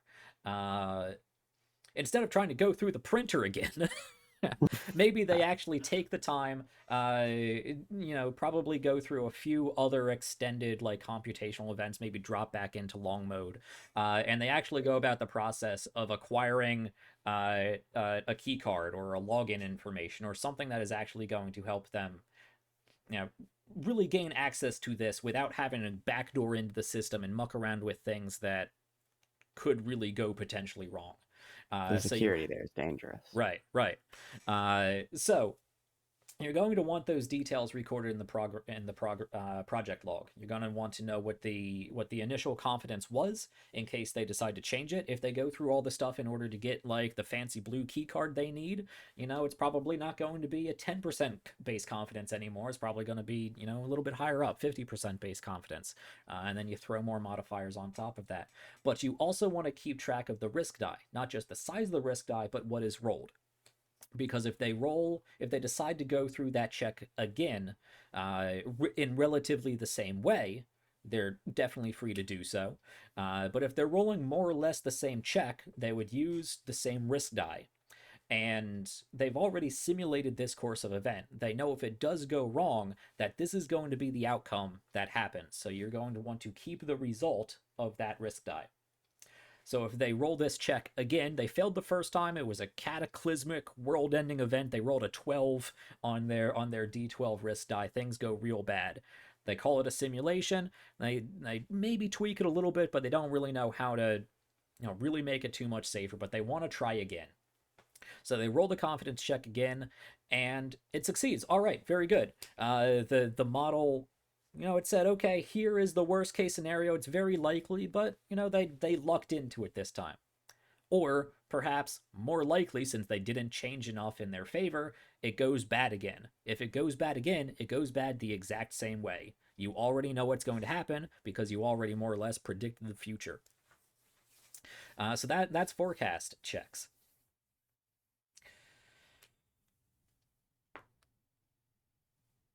Yeah, so they can be used to re-roll the percentile dice on a bad outcome, but not the risk dice. Yes. I think the best way to portray that is simply us getting into problems in our actual play. I'm not going to worry about trying to prompt you guys with a possible scenario there. All right. But there may be times during play when the AGI would not have enough information about its current situation to actually actively predict events. Players should be notified that, this is the case and that they really can't use a forecast point. Now, this should really only be a problem when specifically they don't have enough information to act. They don't have enough information to build that predictive model. Alternatively, the GM could require a knowledge check to establish the efficiency of that particular forecast, and this is done before the actual forecast is used. So if they're going into a situation that they foresee as being quite risky, like trying to hack into this nuclear site, they can say, all right, we're probably going to want to forecast, and I, as the GM, is going to be like, well, those are pretty secure, and you're a chat bot, so you don't really know how to handle this. You're not allowed to forecast. They could roll a knowledge check at that case, which would use a risk dice once again, determined by how lacking in information they are. But there's another handy chart on that. On a 1, they can forecast as normal. They use their forecast points as normal. On a 2 to 3, they have to declare it beforehand. On a 4 to 5, they're unable to forecast. They just don't have enough information. Or if things go really fun and they roll bad on that forecasting knowledge check, roll a 6 or above, the GM can actively deceive players when they attempt a forecast check. So if things go really bad, they say that they want to forecast. They might not realize that this simulation isn't a simulation. This actually did just happen. Or maybe knowing that they are forecasting, instead of saying, okay, you launch one missile, you launch all of them. And now the AGI is freaking out because they think they launched all of the missiles. But really, they only launched one. Russia shot it down. Not a big deal. It's going to cause some commotion. It's going to be a problem, but the whole world isn't ending. So they're going to have to look through the lens of this faulty information until they figure out that it's not faulty information anymore. That is one of the one of the more interesting aspects of the treacherous turn from the GM standpoint. The GM cannot always be considered honest, reliable. There are a number of situations in this game, situations that, for the most part, the player should understand the risk of an unreliable GM. But there are plenty of opportunities where the GM can just lie to the players, which is, of course, also an important discussion to have when you are considering whether you want to play this game as a group, and to consider when you're talking about actual player table safety tools. One of the big things in the game is that because of the way that the AGI exists, for the same reason that you aren't exactly going to get into situations where you're fighting the guys with guns who are coming for you. Like, you're just in a computer. You don't have reliable eyes and ears. You have to rely on a bunch of different flawed sources of information. All right. So how are we feeling so far? Players, do you have any questions about basic mechanics or short mode? Anything from chat, from our viewers here? Any questions or insights before we jump into long mode gameplay? I'll give you guys a second. And you know what? Actually, we are at about that halfway time, so we might just take a break, a quick break before we jump into the bulk of the game and long mode play. So we talked about short mode play, which is largely going to be narrative based with a few of these confidence checks and knowledge checks, very quick actions interspersed throughout these very short amounts of time in short mode play. And even though it's a lot to go over, again, I recommend you grab the book. You have these tables available as printouts next to you that you can easily reference. I'm going to be creating some extra cheat sheets available that I'm going to put up on Ko-Fi, just that help me organize all of this information. Those will, of course, all be free. I'm not trying to make money off of somebody else's material. So any of the tutorials or resources for that will be freely available on our Ko-Fi. But you should have a decent understanding of what confidence checks are, how to roll them, and how they are interpreted, and same for the knowledge checks, and generally why you would use them during short mode play. Now, when we get back from break, we're going to talk about long mode play, which again takes place in general 12-hour increments, but generally over the course of days or weeks or even years, as the AI formulates ideas, formulates schemes, creates strategies to attain these goals, and then starts interacting on them, acting on them in hopefully discrete ways that allow them to slowly build up to that equilibrium we were talking about before, without, or more likely with, some conquest that they need to get into. So we're going to look into breaking out of containment, specifically growth, and the events of long play, and how to play through long mode play when we get back from break. So, I know it looks like my cast here needs to get up and stretch and get a glass of water. I know I do too. This is a lengthy learning the game episode because there's a lot to go over, but it's a really fun system. And most importantly, all of this will be broken down in much easily digestible bite-sized tutorials. So we're gonna go take a break, probably about 10 minutes or so. Get up, stretch your legs, take a bio break, go to the bathroom, lay on the floor, look at the sky, whatever you need to do. And we will be back shortly. Enjoy some tunes. Perhaps go check out the Mayhem Meter and provide a little support to this amazing cast here. I know they're all thinking up interesting things that they can do as Tuvan during our upcoming demo play miniseries. So we will be right back, folks, for the second half of our discussion here. Catch you on a little bit.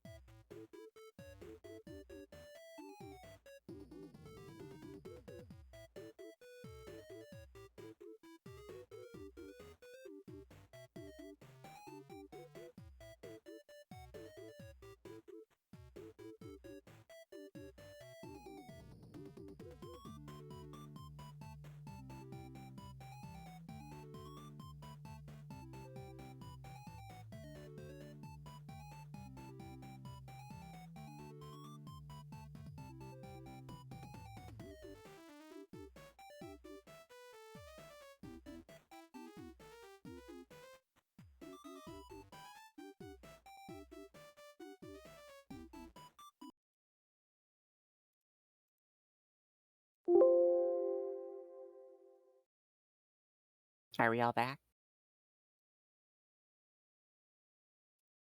Looks like it. All right.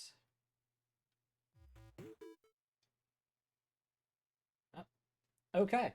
And for some reason, OBS looks like it was already ahead of me. Cool. We are back from break. I'm not getting audio from you, Jack. Not I getting think you muted audio stuff. from me. Ah, yes. There we go. It's generally helpful to other people trying to understand what you're saying if you are in fact not muted. So I've heard. Yeah, right. Thank you for that, Iris. We are back for more learning the game for the Treacherous Turn. Let me just go tell everybody on the social media that we're back. There we are. All right, so we're back for more rules, tools, and themes of the Treacherous Turn. So far, we've talked about the thematic and mechanics themes of the game, the various tools that are available to players and GM to help shape the campaign, create the AGI, create the framework and the lens through which players interact with the world that they collaboratively create, and the obstacles that the GM is responsible for throwing at them and giving them a little challenge as they work towards being the best little AI they can be. We ended off talking with short mode gameplay, very small, intense bits of action, whether they be conversation or very quickly trying to work through some sort of scheme or task. And we're going to pick up with the bulk of gameplay in the Treacherous Turn, which is long mode play.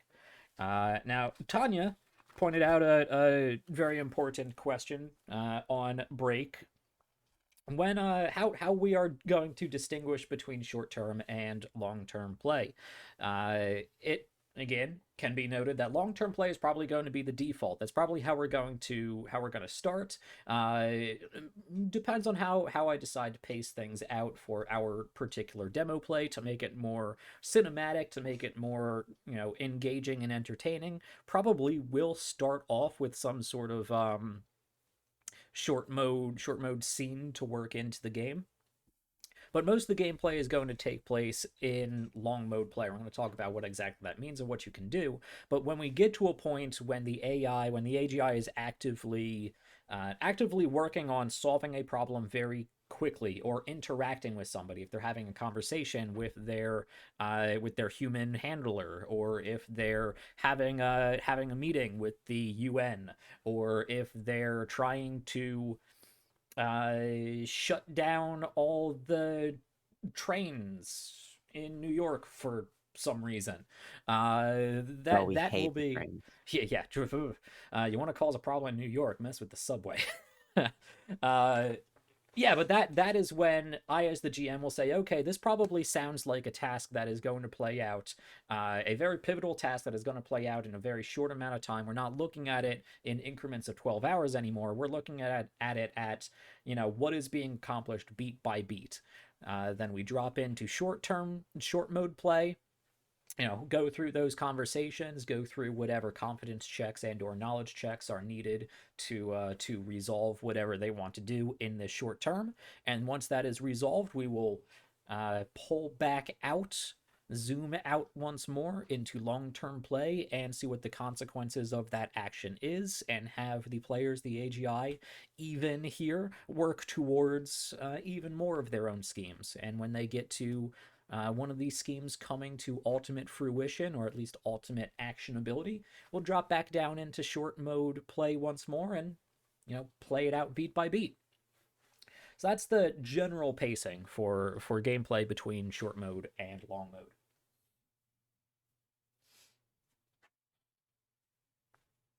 Excuse me. All right.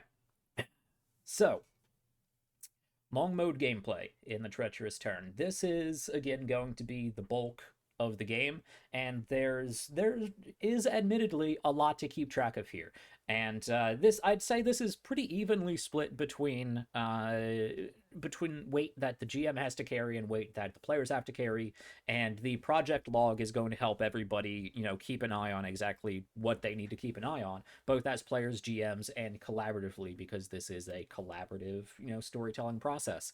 The more so than many other games, the Treacherous Turn does a very good job of taking the onus off of the back of the GM entirely and having the players really collaboratively work, not just towards the narrative but along with the rules and keeping track of them and whatnot, which I really appreciate. So let me actually expand this here because it's going to be helpful for me to have my my navigation outline, which I always like. All right. So, long mode gameplay. There are going to be a number of things to keep on top of, especially as a GM. Well, again, as a GM and as a player.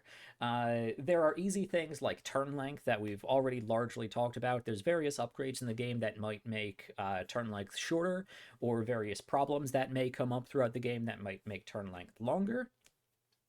But those are going to be, again, niche situations that largely they get up to on their own, whether they want to research these upgrades or whether they get into a situation where they don't have enough computing power to act at full efficiency.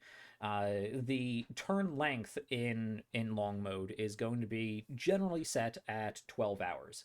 It can be shorter, it can be longer, depending on what I just said. But long mode gameplay takes place in turns that are 12 hours, not 6 seconds. 12 hours.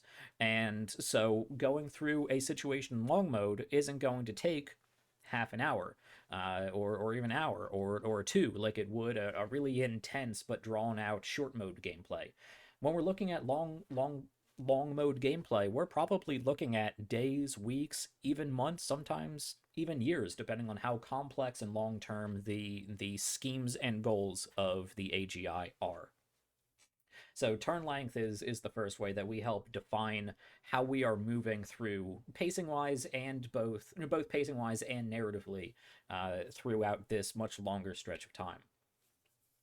Another important thing to be aware of is the amount of compute that the AGI has available. And this is where I'm really going to be relying on this handy-dandy glossary at the back of the book. I printed it out. I'm going to be putting these printer-friendly sheets on the Ko-Fi, so it is black text on white paper instead of the opposite, so you don't have to spend way too much money on black ink. Yeah, so compute. What is compute? Like I said, this game really relies on, not necessarily relies, but heavily builds the subject matter into the game. So you're gonna need some of this terminology, but they keep it very simple, very straightforward. You don't need to be an AI researcher or an IT tech or whatnot to understand what's going on. A lot of it's abstracted. Yes. Like, if this game was super technical, it would be in flops or something. But we Right. specifically didn't want to do that. Compute is just like, computing power. It's an arbitrary wibbly wobbly measurement of computational energy. It is the gameplay equivalent of being plot powered. More or less. So, compute, straight from the glossary here, a game resource representing computational power controlled by the AGI. Powerful computer hardware provides a supply of compute that replenishes at the start of every turn. So basically every turn, by default 12 hours, you're going to look at what sort of hardware your AGI is running on. In the beginning, when we're still in containment, that's probably going to be this one little computer or one little, server farm or whatnot. And you're going to have a relatively low amount of compute because you're just on these little servers right here. But once you break out of containment and you start infesting all the printers in the world, and printers probably aren't the best sort of compute. They're like less than one compute devices. They really don't count. They're interface I bet if computer you've got a pits. lot of printers, you could probably squeeze a couple of compute out Right, of them. right. But Yeah, like their printers aren't really. take over all the printers in the Pentagon, and there you go. You can get yourself one compute or something Printers like aren't that. really meant for running fast arithmetic calculations. Right. But when you break out of containment and instead of trying to go for printers, you are an intelligent artificial intelligence and decide to go after, I don't know, one of Tesla's new car manufacturing facilities that have all kinds of high-tech computers and whatnot. Maybe keep track of all the GPS, whatever it may be. You get yourself into a much larger server farm somewhere, and now you have much more hardware that is generating this arbitrary little unit that we call compute. Is basically what compute is. And every turn, depending on how much hardware you have access to, you're going to get more and more, bits of compute. Which is good because as your program gets more and more complex, as you learn more and more insights and upgrades and information, as you try doing more and more processes at the same time, you're going to accrue an upkeep cost. And a computational upkeep, whether that be just maintaining your own general cognition, or whether it be maintaining the models that you need for reliable forecasting, or whether you're just basically paying other little side programs with the compute that they need to run processes on their own while you focus on larger problems. But there is going to be a recurring compute cost that you need to keep aware of. And Iris, is that something you can track in the project log? Absolutely. Yes, Absolutely. there is so one of the things that we noticed early on is that there's a bit of math in this game. And there's in the Treacherous Terminal, there's a compute tracker where you can write down the amount of compute that you have and from all of your devices, and it'll add them all up, and then the recurring costs, and it'll subtract those, and then you can spend it on different computational actions. Excellent. And it'll even if you check a box, it'll automatically advance time across the 12-hour turn as you spend compute. Nice. Nice. Yes, the project log. Again, the treacherous turn.ai. Very helpful tool for running this game, which we will be using during our demo play. But yes, Iris just gave us a whole bunch of new terminology to look at, and I think that's a great segue into actually diving into long mode play. So we have a whole bunch of hardware. They're generating these little bits of compute here and there over the course of 12 hours, and we have them to spend. So what are we spending them on, and how are we spending them? So there is a chart, a table on page 114 detailing the cost, the compute per turn, and examples of devices broken down by technological abundance and computational scale. It's a lot of big words there, but it's a very helpful chart and really quite simple once you figure out how to read it. It's a very GM focused chart. Very GM focused chart. Probably not something that you're going to need to worry too much of as a player side. So if you are just looking at this game from a player side, well, don't tune out or anything. But this is going to be something that is more of a detail for the GM to worry about. But basically, that is looking at how technologically abundant the world is. If you are playing a very near future game, the world is probably going to be less technologically abundant, scarce. So you're going to have less computers capable of generating higher and higher amounts of compute. Or if you want to play a much further future timeline, you could be in a very abundant technological abundance where general people are living in smart homes capable of supporting in at least some minor fashion bits and pieces of this AI. And you could find gigantic server farms or satellites or moon facilities that can host your entire AI and allow them to get very big brain.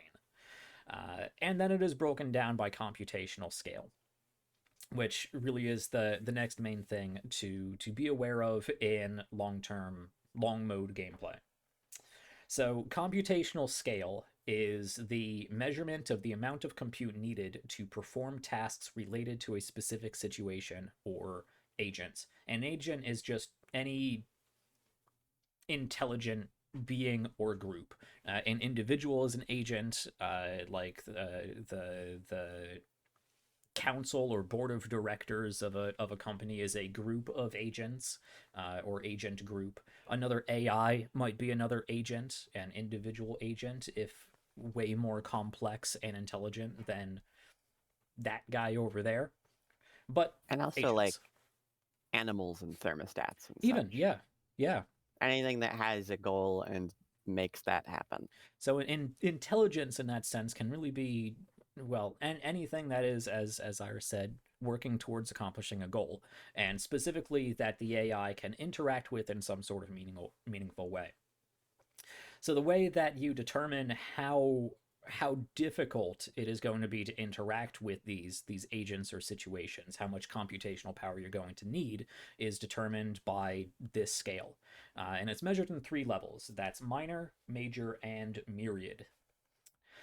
So minor scale involves human parsable data and computations that an individual or small organization would be able to run given time.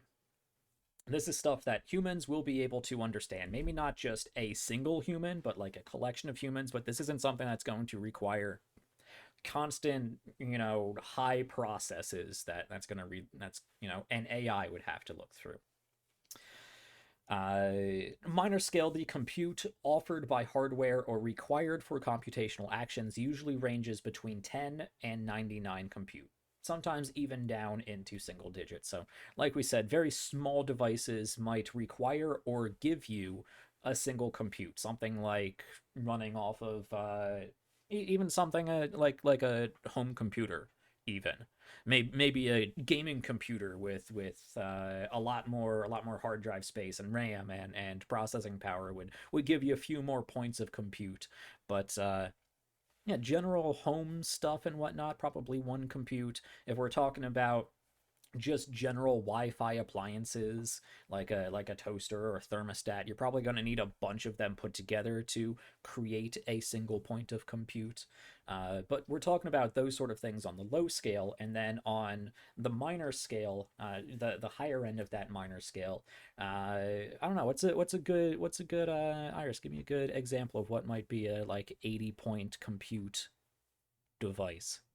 Oh, I mean, that really depends on how like abundant the compute is. That's true. Part of the reason that compute is an abstract thing, because, obviously the AGI is gonna take a lot of computing power at any time, because simulating a bunch of thoughts is very you'd have to do a lot of complicated math to do it.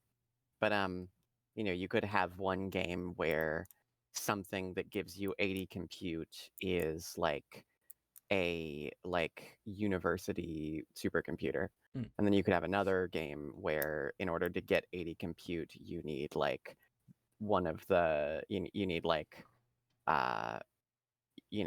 this huge data center. Right.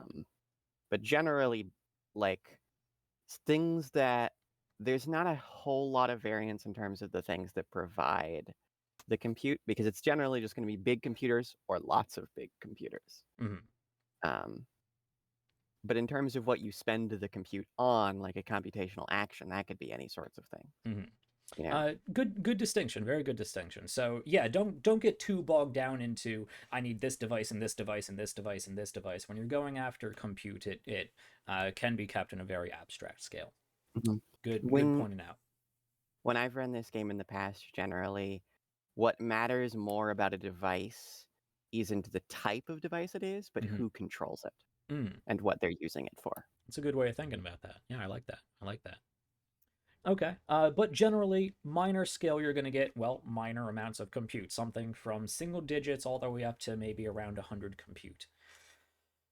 Major scale is the next step up. This represents data that is too complex for individuals to handle unaided. They're going to need computer software to be able to process. Like the financial data of an entire company. That's not something nowadays that people are going to be able to handle just on spreadsheets in a notebook. Some places might, and their accountants are probably insane, but generally you're going to have some sort of financial software on your computer that helps keep track of all of this stuff. Something like that.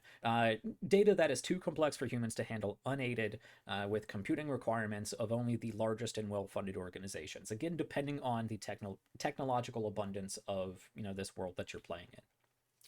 The compute offer. Yeah, go ahead. It's worth noting as well that, like, as the AGI, you can deal with all of this stuff, but it also tends to cost a lot of compute, because you're very complicated. So whenever you think about something, it takes a lot more compute than if a dumber program was Right. thinking about it, for example. Yeah, that'll be a distinction we make in the recurring compute cost, whether it is something that you are dedicating part of your own computational energy to. If you're saying, this is something my little pet program here can do while I'm focusing on other things. The little program over here is going to require much less compute, and it can handle that menial task on its own, and you can spend your compute on scheming about how to turn humans into batteries or something. Yeah, but the compute offered by hardware or required by computational actions in the major scale usually ranges somewhere between 100 and 1,000. Sometimes higher on rare occasions. There's a little wiggle room in between these scales. And then there is myriad scale. This is vast, extremely complex bits of data and computations that even the world's greatest supercomputers are going to struggle to handle. This is like you need to tap into the giant super collider, and all the computers there would probably be a good source of a myriad scale. Or if you're trying to do something to that level, it would require an amount of computational, power, energy, to be able to, put together simulations of that super complexity. Usually things in myriad scale they take a long time. Yeah. So the compute required for a computational action in the myriad scale usually ranges from this 10,000 to 100,000. So there's a big difference in compute here. If you're just doing really small human parsable things, a dozen compute here.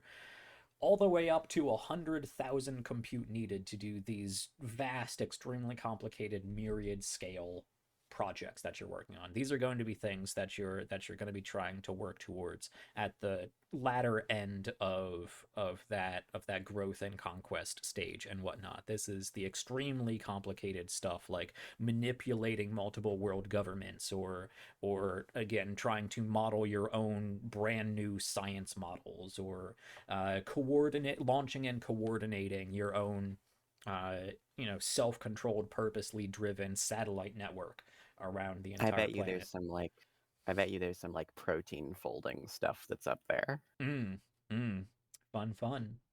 Mm-hmm. Yeah. So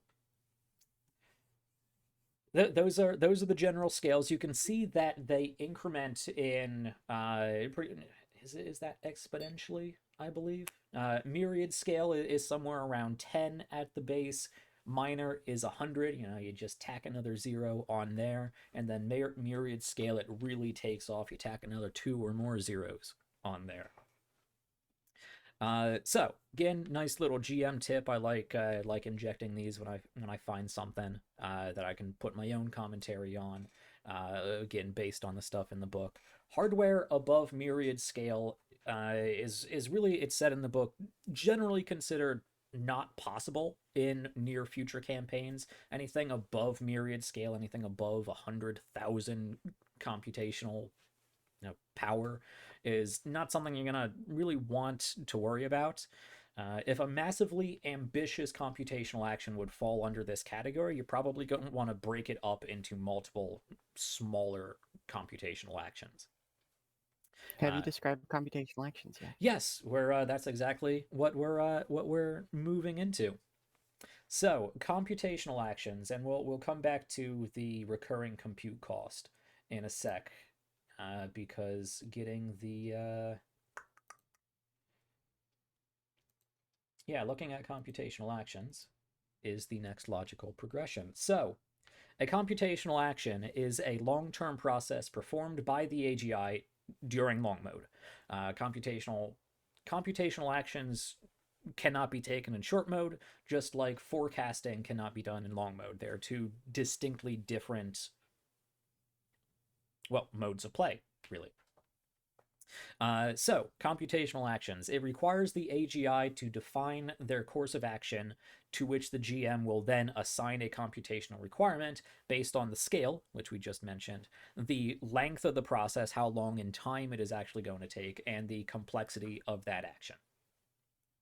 So, and it's pretty vague what a computational action is, because right. it's basically anything that you have to think hard about for Yes. a while. Yeah, any long-term process, really. Like I said, this game is a game of planning and reacting. So a lot of this is going to be the players looking quite far ahead as to what their goals are going to be, probably creating incremental goals to get there, and then, thinking up ways to, to get to that point. And I'm going to throw some obstacles in there. They're going to have to figure out how to deal with them. But really anything that the AI thinks about in what's the word I'm looking for? In pursuit of actionability, of achieving a goal, is going to be a computational action. So computational actions take place over one or, most likely, multiple turns, during which the AGI allocates compute in order to work towards a completion level. So once we talk about recurring compute cost, we'll talk about that later. But you are generating a passive amount of compute every turn based on the hardware that you have access to. Some of that is going to be relegated to just keeping everything running, but hopefully the majority of it, depending on how you handle resource management as the AGI, is going to be available for you to spend towards these different computational actions. And you can take a whole bunch of computational actions at once. You can have a whole bunch of things going on, because an AGI is capable of thinking about and doing more than one thing at a time. Especially if you create copies and copies and copies of yourself, though that can get a little difficult to keep track of sometimes. But you have this excess compute that you have to work with, and you have a lot of these goals and a lot of these schemes that you are working on. Every turn, again, 12-hour increment or so, you can allocate your compute to these various tasks. And basically the goal of this is to hit that completion level. More or less, a completion level is just an amount of total compute needed before the job is complete. Every now and then, it might include what are called completion stops, which are different triggers that will require, say, a confidence check, or a short mode scene. Let's see if we can come up with an example of what a completion stop would be. Anyone have any ideas? I know you guys are learning the game with the audience like everyone else. So completion stop. It would have to be something that primarily uses computing power, Mm-hmm. but that can't be done just with computing power. Right. So maybe you have to be, maybe you're planning something and you need to get someone else's input at a certain point. This Or you need would to go. probably Mhm. be a perfect example of moving your core program to a different server. Mhm. It may require, like, you put a bunch of bunch of compute towards finding a new place, a new massive amount of hardware to be able to give yourself Setting more it up. compute per turn, and you start allocating compute to that over time, and you find the place that you're looking for. You found the place, but now there's a completion stop. You actually have to get there. The place is Exactly, relatively yeah. closed off. So now we jump into short mode play, and maybe you have to hack your way into somewhere, or you have to convince like an IT professional or something to program in a backdoor or any number of things. Most places don't let rogue programs install themselves on Yeah, on their computers. Yeah, so anytime the GM thinks, yeah, there's a problem that can't be solved just by thinking about it, that's when a completion stop is going to come into play. That is going to be something that you actually have to resolve before you can go back to just thinking about it.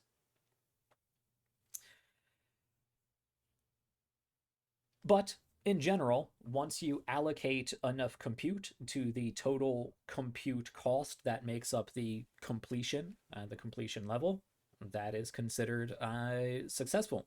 You complete this process you were thinking about. Sometimes it's as easy as just formulating a good enough plan and a good enough course of action, and you will eventually get there. Or sometimes that final final completion stop is going to involve a confidence check to actually, physically do something. But a computational action can be abandoned at any time, but none of the time or compute that has already been allocated to that process, that won't be refunded. Again, forecasting is only used in short mode, so you can't forecast back out of a computational action. So there are a number of basic computational actions that define generally how the AGI is going to acquire various game resources in order to actually, have actionability. A lot of the actionability in this game is either assumed or, again, resolved with individual confidence checks or knowledge checks. Computational actions, again, are thinking about how you're going to go about things and acquiring the resources to make that actionability as streamlined and easy as possible. So there are three basic computational actions. There's the research action, which is used for the AI to learn new insights. Those are your knowledge skills. There is the improve computational action, which is the same thing for upgrades. It's the AI learning how to upgrade itself and apply these new different abilities. And then there is the anticipate computational action, which is how you get forecasting points. It's basically getting enough random information about as much broad topic as you can in order to create these variably complex forecasting models. Now you can also create, and as players and GMs navigate what the players want to do, you can create other sort of computational actions that are going to follow, the same process of defining how much total compute is going to be needed for the full completion, and if there's any additional completion stops. But generally, those are the three basic computational actions that are used to move the AI towards the final resolution that is largely short-term play or competence checks, knowledge checks. Now, again, this goes back to the difference between crunchiness and rules density. Not a lot of crunchiness you need to worry about in this game. It's always going to fall back on those two basic rules, confidence checks and knowledge checks, and those are very well defined as to what percentage up and down you can modify the confidence checks and what dice increments or decrements for the risk die you're going to be using for either the risk associated with confidence or knowledge checks. That all stays the same throughout gameplay. But how you interact with those rules, how you frame those rules, is going to be defined by these different actions you can take. So, I scrolled out of that. There we go. We are looking first at the research. Well, let's actually talk before we get to research. Computational actions, basic computational actions.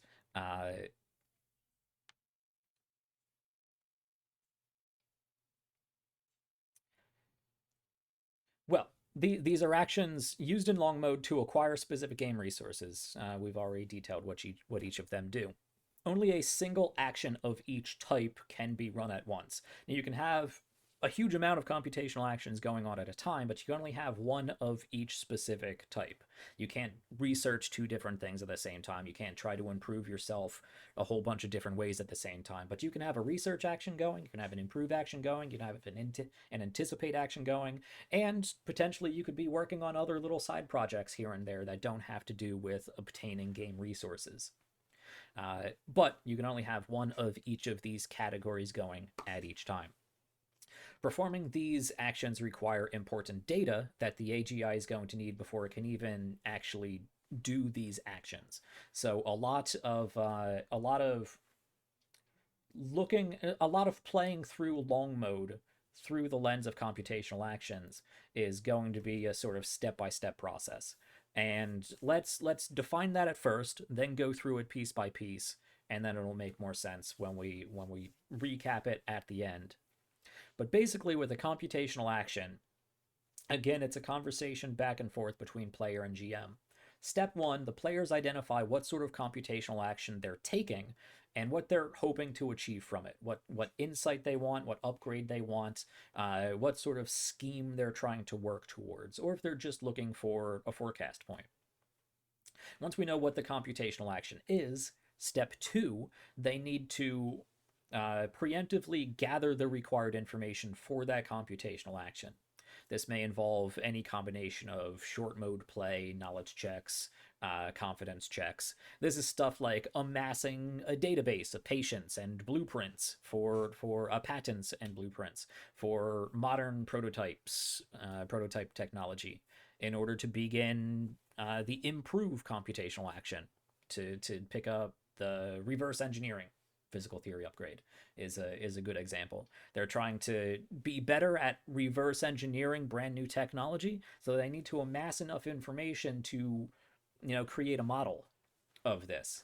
So finding all of these new patents, all of these new blueprints, looking at a whole bunch of brand new research and scientific journals and whatnot is going to be, they're going to need that information before they can actually pursue learning how to do that reverse engineering or whatever other upgrade or insight they're trying to really nail down. So once they have that information, that all you do beforehand, again, short mode play, knowledge checks, and or confidence checks. Then we actually move into the actual computational action itself with step 3. The GM determines the scale of the computational action. Again, we've already talked about scale. That chart is going to be very helpful for the GM. Determined by the scale of the computational action, as well as how much total compute must be allocated to the project in order to reach total completion. And as we said before, any additional completion stop criteria that would be hurdles that they need to jump over before they can continue allocating compute towards that final ultimate completion. Then, step 4, we get to the actual process of long mode. We actually go turn by turn. The players, the AGI, allocates compute per turn to towards that completion level. And once it is met, or you hit a completion stop, you succeed. Either you complete it by reaching completion, or you complete part of it by reaching the completion stop. Confidence checks or short mode play may be required to overcome these completion stops, or even to ultimately succeed at the final completion, depending on how much actual actionability the AGI needs to have over some other agent. And then finally, step 5, really record keeping. Once full completion has been reached, you accomplish the goal of your computational action and or gain the associated game resource that you were working towards, be that an insight, an upgrade, or forecast point. The AGI obtains whatever that may be, insight, upgrade, forecast point, and then it has to modify its basic cognition cost. That's part of that recurring computation cost that you're going to need to keep track of. Again, all of this is presented in the project log. So a big process to go through, but step by step it is very, very easy to understand. But now to look at the actual specifics of what each of these different rules cases entails, because the way you actually go about, gathering that information and applying creating the computational action from the GM side for each of these different reasons, insights, upgrades, forecast points, or just general schemes, is going to be a little different from each of them. So with research is probably the most straightforward. The cost of a research computational action generally ranges between 70 to 100 compute per turn per scale. So most of anytime you see a compute cost with a little asterisk next to it in the book, it refers to a base amount of compute that is then multiplied based on the scale. Minor scale we already talked about. We leave that compute cost alone. It is basically a ×1 multiplier. A major scale, if you are operating in major scale, if you're doing something more complex or something that's taking just longer amounts of time, it's less certain. That is multiplied by 100. So if we decide that the base is, say, 80 compute per turn per scale, and where in major scale that would be 800 compute per turn.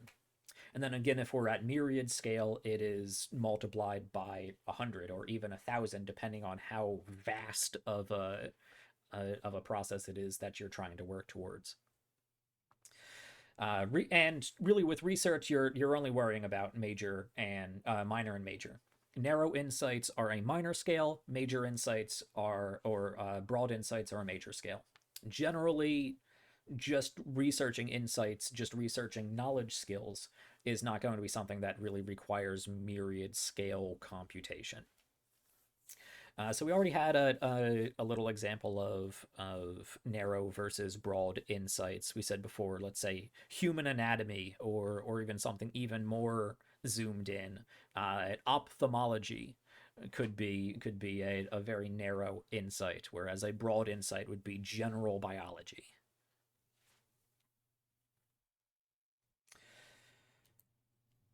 But with the research action, that is as simple as determining what scale it is you are working with, what insight you want, whether it is narrow or broad, and then just simply applying compute per turn towards that completion. Very simple.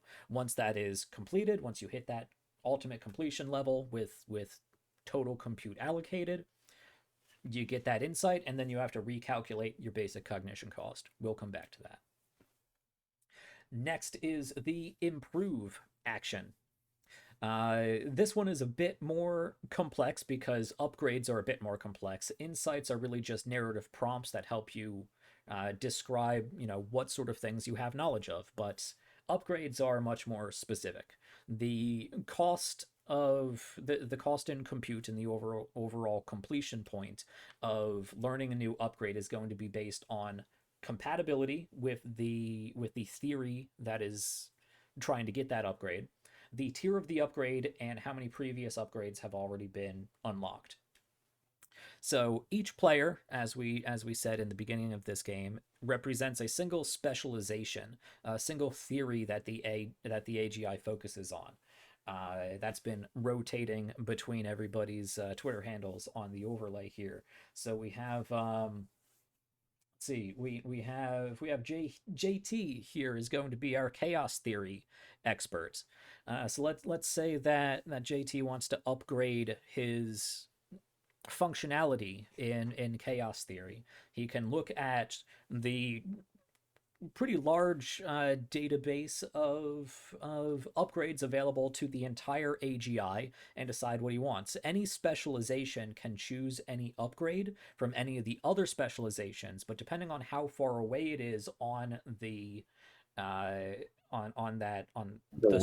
the wheel it's called, the theory wheel, is going to determine how much it costs in order to get that. So if we take a look at I have that graphic.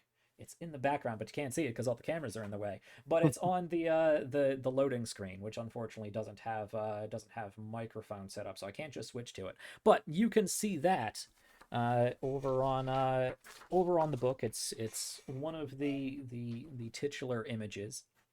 But basically, each theory is next to two other theories on this wheel. If if a particular theory wants to research and upgrade within its own specialization, that's very easy. If it wants to research and upgrade on a specialization adjacent to it, it's a little bit more difficult, but it still generally has some touchstones to be able to understand that. If chaos theory over here decides that for some reason it wants to pick up an upgrade from physical theory, which is 1, 2, 3 segments away from itself, it's going to be pretty difficult because chaos theory and physical theory don't have a lot in common. But it is doable. And then each upgrade is part of a 4-tiered system. Think of it like a lot of video game RPGs have these tiers of abilities. I believe even in Lumen that was the case. Not last season, but season 4 when we were playing Cyber Rats. Very much the XCOM mentality of you hit this tier, you can choose from these sort of abilities. Once you get enough of this tier unlocked, you can move down to the second tier, and so on and so on. And then, of course, the more upgrades that specialization has, the more compute it is going to need to further expand its its programming, its computational brain space.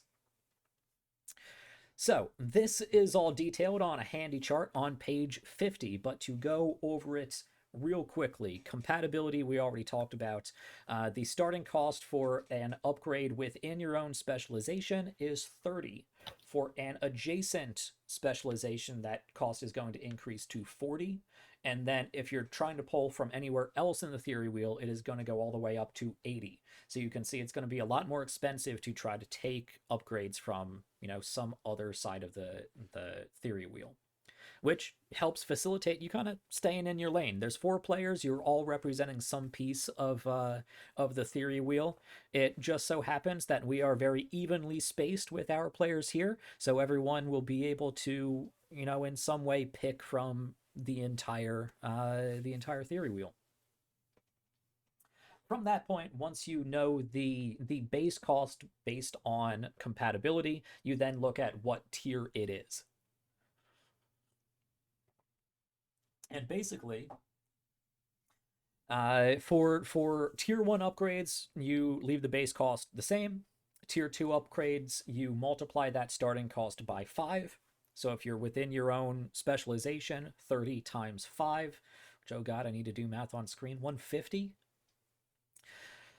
And then for tier 3, multiply by 25. For tier 4, multiply by 125. I don't expect you to memorize these all here. We're going to have a bite-sized tutorial for this and do have page 50 available to be able to, quickly reference these things. But eventually, I believe through that's play, page 60. 60, is it? I must have typoed. I apologize, but thank you for correcting me. This is why I love having one of the creators on. They call me on my bullshit. So you have the base cost based on compatibility, you have any sort of multiplication based on the tier, and then finally you multiply that previous number by the total upgrades that you already have. So if JT here, our chaos theory, already has 3 upgrades, and we're already looking at a cost of a tier 3 upgrade for an in specialization upgrade, that's 150 times 3 because of those 3 previous upgrades, which is a lot. 450, I think. There you go. Yeah. So you can see how it really starts to add up as you start unlocking more and more higher tier upgrades. But again, that all follows the same step-by-step guide we've already looked at. So you have to determine what sort of upgrade you're trying to get. You have to get relevant information for researching that upgrade. And then you actually have to go through the process of long mode gameplay, turn by turn allocating compute until you reach, in this case, a total of 450 compute. And if there's a reason that I would throw a completion stop in there, you might have to deal with that as well. Again, once you complete that total computational completion spot, recalculate your basic computational cost. We'll get back to that. There is a possibility that things can go wrong with these improve actions. This does go back to if there is any sort of complication that arises. Again, the If GM. we Go ahead. if we hubristically try to do one of these without the right amount of data, Right. If you're operating with insufficient data or faulty data that you got from some other failed roll earlier on, that is going to increase the potential that you know the upgrade that you unlock is faulty, that it doesn't work correctly, or that the insight that you research is providing you false information. This, of course, is resolved by a risk die if the GM chooses to make that a problem. That uses the same spectrum that we followed before. A result of a 1 is a complete success. Between 2 and 3 is varying degrees of being partial. Well, 2 to 3 is actually, it does work a little bit different with computational actions. I'll have to catch myself there. The risk die on computational actions. Like I said, a lot of rules cases. Very straightforward, but a lot of rules cases. If the GM determines that you do need to roll for this completion, it will be a risk die. Again, you choose somewhere between a D2 and a D12, and you roll that. You look at the roll. The players don't know the numerical value of the result, but you give them the new information that they would have. Oh no, we lost somebody. Hopefully they will be right back. Someone. I will hold off on fixing the cameras, and hopefully Wraith will come right back. But yes, generally, a result of a 1 on that risk dice, everything works as intended. A result of a 2 or a 3 on a risk dice associated with a computational action will partially reset the completion level. So if we get to 450 compute on researching this upgrade that Chaos Theory wants, and I say you have to roll a check in order to do so, they don't pass the confidence check, and they roll a 3 on their risk dice. Well, you've already put 450 compute into this, but something's gone wrong. You were working with some sort of faulty information. Sorry, I'm knocking that back down 30 points. You're going to have to put more compute back into it and then try again. Welcome back, Ray. Yes. If you roll a 4 or a 5 on this risk dice, again, whether it is a confidence check or less likely a knowledge check, a 4 or a 5 would be fully resetting completion. So you go through the trouble of getting all 450 compute put towards the completion of getting this upgrade. You roll your confidence check. Unfortunately, it does not go your way, and then you roll a 5 on your risk die. That 450 compute, it is all lost. That goes all the way back down to 0, and you have to start again. If I could jump in here. Please.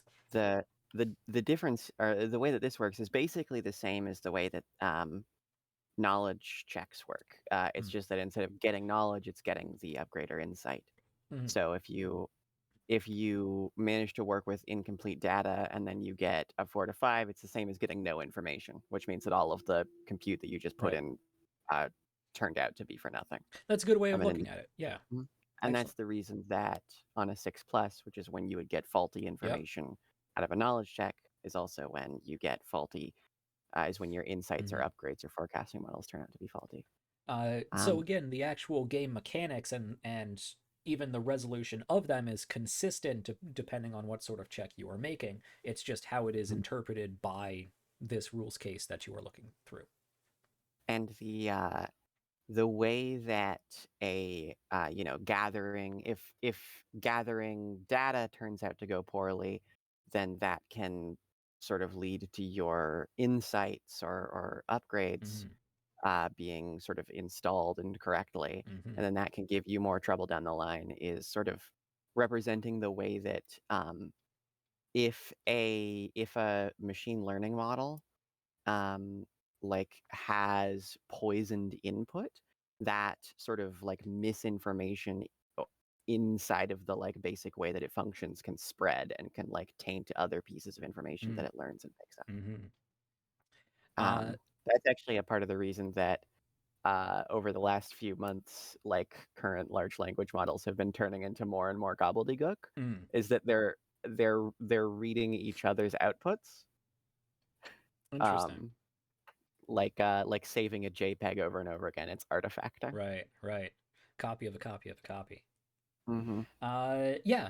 But ultimately, what I was getting at there is if you do roll very bad, you fail this computational action, and you get a really high result on your risk die, you can get a faulty upgrade or a faulty insight. The knowledge that you get could be wrong. The upgrade could be installed incorrectly. It could function in an improper way. The only way to get rid of this now faulty install, really this faulty augmentation of your program, is either to completely revert back to a state prior to when you did that. This isn't forecasting. You don't get to say it's a simulation that you're redoing it. This is long mode gameplay. You can't forecast in long mode. But like a computer, you can just re-upload to a previous save. But that does mean anything you were working on while you were also working towards this completion is lost. This is where keeping a thorough project log is important. So if you several turns down the line realize this upgrade is working incorrectly, and you don't want to go through the entire process of having to relearn that upgrade, which is the only other way to deal with this, you could say, all right, we're gonna revert to that save we made of ourselves 2 months ago. We're going to lose this, and this from our project log. We're going to lose these insights. All of this stuff we've been working on over here, we don't have that anymore. It may have been set up, but we won't remember it. Revert to a previous save. That's one way to get rid of it. Or you could go through the entire process of doing an entirely new computational action to basically try again. That is research and improve, which again both function very similar to each other and very similar to how risk dice work in every other regard. And then there is the anticipate basic computational action, and this is how the AGI earns forecast points, basically by amassing enough data and understanding of the world in general to accurately create these needed models for predicting the future. So the compute cost of an anticipate computational action is always 50 per scale. Again, multiplied by 10 for major, multiplied by 100 or even 1,000, probably just 100 for myriad if you're going all the way up there. This is determined by the stage of play. Actually, this is another instance where myriad doesn't come in. Stages of play 1 and 2 is minor. That is our containment phase and our general growth phase. So if you're trying to, the earlier you unlock these forecast points, the less complex the world is, or at least the less complex you are having to work within this world. So they're going to be a little bit easier. In stages 3 or 4, that is conquest and equilibrium, that is going to be a major scale. So once we get to that scale, researching forecast points at that time is not going to be 50 compute, but instead 500 compute, 10 times that original base cost. Upon completion, you get your 1 forecast point. Again, recalculate your basic cognition cost. Again, I promise we'll get back to that. That is the next thing we will be covering in our final half hour. Unfortunately, we started late, and this is a heavy game, so this is going to be entirely learning the game. But we are almost done, I promise. But the type and complexity of data required to perform the anticipate computational action is determined at random using tables on page 61. This is, again, something on the GM's side of things. Basically, the players just say, hey, I want a forecast point, and then the GM rolls on these tables and says, okay, you're going to need a whole bunch of scientific data, and unfortunately, this scientific data is very well secured. It's probably going to require a risky knowledge check and or, a real long computational action, or whatever it may be. And once the AGI says I want a forecast point, I roll that. It's 1d4 roll for the subject matter and a 1d4 roll for the difficulty of access. And once that is determined, they have to deal with that particular data set before they can move on to a different forecast point. So you can't just re-roll until you get something easier to work with. If they want a forecast point that requires secure scientific data, they have to figure out that secure scientific data before they can work towards a different forecast point that may be easier, say cultural data that is simply inconvenient. Or we could try with incomplete data and put up with the potential consequences. Right. Again, you can always choose to move forward with incomplete or even faulty data, but that will increase the size of the risk die and thus increase the potential for things going very badly. So all of that has been research, improve, and anticipate computational actions. Now, again, this conversation between player and GM can create other computational actions that are going to fall in very much the same way. The GM determines how much total compute they're going to need to hit completion, if there's any completion stops, and if there's any, checks along the way that may need to be made. Those are usually the completion stop or the completion point in general, and what sort of risk die would be associated with that. And the rules, follow the same as they would for any confidence check or knowledge check. So again, in short, in overview, you need to know what you're trying to do with the computational action. You need to gather the appropriate information beforehand. Then you actually need to go through long mode play and allocate those compute points. And then you succeed or fail, depending on your role. If you succeed, modify your basic cognition cost. Now, I've been saying basic cognition cost quite a few times, and I'm sure you are wondering what it is, or you've completely gone cross-eyed and walked away from the stream at this point. I wouldn't blame you. This is a dense video that is going to be broken down into a number of bite-sized tutorials. But this goes back to the recurring compute cost that we briefly mentioned before. The basic cognition cost is the amount of compute needed for the AI to simply function and be aware of its environment. It's a very simple cost, very simple formula. It is a base 10 times the highest upgrade tier that the AI knows, that the AGI knows. So let's say Chaos Theory's newly acquired tier 3 upgrade is the highest one they have. That would be 10 times tier 3 is 30. Plus 1 for every insight and upgrade they have. So let's say they have 6 different insights, which is probably pretty low at that point, but 10 different upgrades. That'd be a weird AI, but it's possible. So 6 plus 10 is 16. Knock that on top of the 30 that we've calculated before. That's a 46 compute basic computational cost that needs to be paid every turn, or by default every 12 hours. Now there's a few niche cases within there as well. The AGI can copy itself, make copies and copies and copies of itself. Generally, the BCC, the basic cognition cost, is going to stay the same as long as a single cost. Yeah. I believe that it's 10 multiplied by the highest tier, but then it's just plus 1 for every 3 insights or upgrades. So the 16 is it every would 3? be plus 5. It's every 3. Thank you for correcting me on that. So with yes, that that example, was a typo. AI, if the highest tier that they had was 3, then it would be 35 because 16. Yes. Thank you for calling that out. Mm-hmm. Yes, thanks, Callum. I see the overlay has gone wonky. Unfortunately, Wraith dropped. Cut in half. Yeah. I'm hoping Wraith can jump back on. Yeah, she seems to be having some internet problems.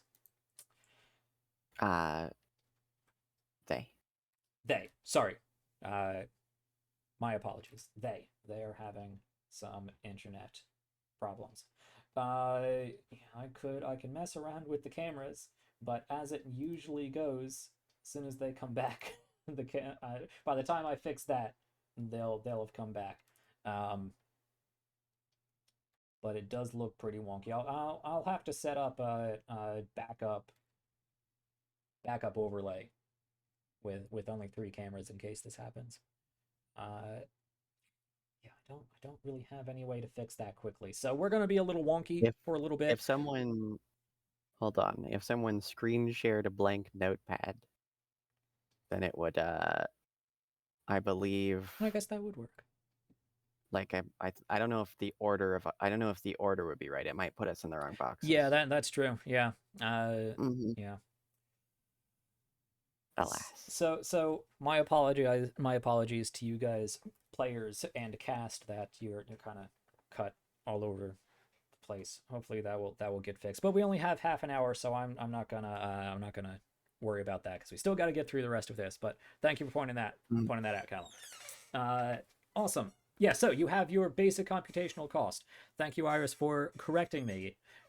10 times the highest upgrade tier in brackets, plus another point for every 3 insights and upgrades. Thank you for that clarification. Awesome. That is easy to follow, especially if you write it down correctly. All right. There are also other situations. You can look at page 64 on playing copies of the AGI. Generally, that doesn't affect the BCC as long as all of the copies are able to communicate with each other. But that's a whole different sort of rules case where you might have to play multiple different versions of the same AI over different areas and different points of time. If they can't communicate to each other, that's something that is called incognizance. We're not going to get too deep into that because that's more advanced rules. I advise you to go check that out on page 65. Very interesting stuff, but we're not going to worry about that right now. But that is your basic cognition cost. That is the bare minimum compute you need to have allocated in order to just continue to function. Now, if you cannot support that entire cost for whatever reason, your program gets too vast for the amount of hardware that you have, you can run off of 50% of that basic cognition cost, but it is going to double the turn length. Basically slowing down your process. You know when you're trying to get your computer to do too many things at once. You have Discord open, you have OBS open, you have Baldur's Gate 3 open. It's too much for your computer to handle. That's a little callback to the first episode of my Baldur's Gate 3 4-person playthrough. Yeah, if you can't afford the entire compute cost, you can survive on just 50%, but it's going to slow you down drastically, and turn length is going to double. So instead of being able to allocate compute every 12 hours, you're only going to be able to allocate compute every 24 hours until you manage to find a way to get enough hardware to actually be able to pay that entire basic cognition cost. And if you can't pay even 50%, game over. You're done, unless you come up with some sort of crazy contingency plan that might work, some Hail Mary. Generally, if you can't afford even 50% of your basic computational, basic cognition cost, you're done. The AI has become too large, it implodes on itself. That is one form of upkeep and very easy to keep track of. Again, mostly based off of insights and upgrades. Very easy to keep track of on the project log. The other thing to keep track of is forecast point upkeep. Each forecast point the AGI has, every forecast point they have requires 3 compute per turn per scale, where scale is determined by the stage of play. Again, stages 1 and 2 is minor, stages 3 and 4 is major. So it is easier to have a whole bunch of forecast points in the beginning of the game than it is at the end of the game, where you're dealing with much more complex scenarios. And again, if you can't afford the forecast upkeep, you have to get rid of forecast points until you can afford that upkeep. And then finally, there is general program upkeep. This is when the AGI decides that they want to have a whole bunch of little buddy programs, little pet programs that go off and do their own thing indefinitely in the background without any sort of actual interaction with the AGI itself. They will all require some amount of compute per turn. A lot of that is pretty arbitrary as determined by the GM, but generally these minor programs only really use between 1 and 10 compute per turn, unless they're doing something real crazy involved. And at that point, it's probably just best that the AGI take care of it itself using computational actions. All right, I think that covers all of computational actions and general compute use in long mode.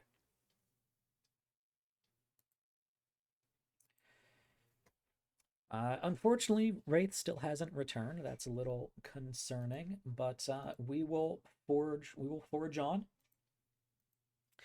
We briefly talked about process clocks before, very straightforward, especially if you're familiar with games that have used progress clocks in other games. Work very much the same way. These rely on progress checks. Again, this is something that is almost entirely on the GM side of things. The players aren't going to need to worry about this. But progress clocks basically track things going on in the background, really. Things going on in the background that the players really aren't working with. It's my NPCs, the agents of the world that are doing their own thing. So a progress check is a recurring die roll tied to a specific process clock, which is rolled approximately once every 6 in-game hours, but isn't limited to individual turns. So if your turn length is not divisible by 6, all that time sort of carries over. If somehow you get a turn length of 9 hours, and this occurs every 6 hours, on turn 1, there's going to be 1 progress check, and then on turn 2, there's going to be 2 progress checks. So you have 1 at 6 hours, you have 1 at 12 hours, you have 1 at 18 hours. But generally, again, that is something mostly for the DM. The DM is going to assign a number of segments for this clock based on the length of time and complexity that whatever task is being done, and then is going to roll a die of some type. It's not really a risk die. This is one of the few things that uses a different sort of dice table. But you're going to, depending on how complex and vast this is, you might use a larger or smaller die. Very similar to risk die, but the resolution is going to be a little bit different. Specifically, let me get to that point there. If the progress check represents some sort of inanimate process, the progress is marked once if the die result is 2 or less. If the progress check represents a process that is being carried out by an agent, again, any sort of intelligent being working towards something, then the process is marked once if the die result is a 2, and marked twice if the die result is a 1. So basically, whatever die you are rolling, you want generally a 1 or a 2, or less, though less is generally difficult to get in this game. Don't have a lot of negative die result modifiers too much. But for a very complex, lengthy process, you might be rolling something like a D8. So you might not always be able to hit that 1 or 2 mark.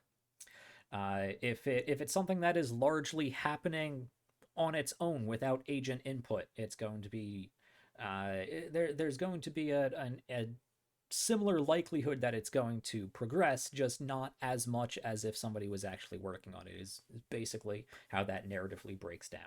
If you roll a 1, that is basically a critical success on this progress check, and the agent made some sort of additional breakthrough that marks an additional segment on that progress clock.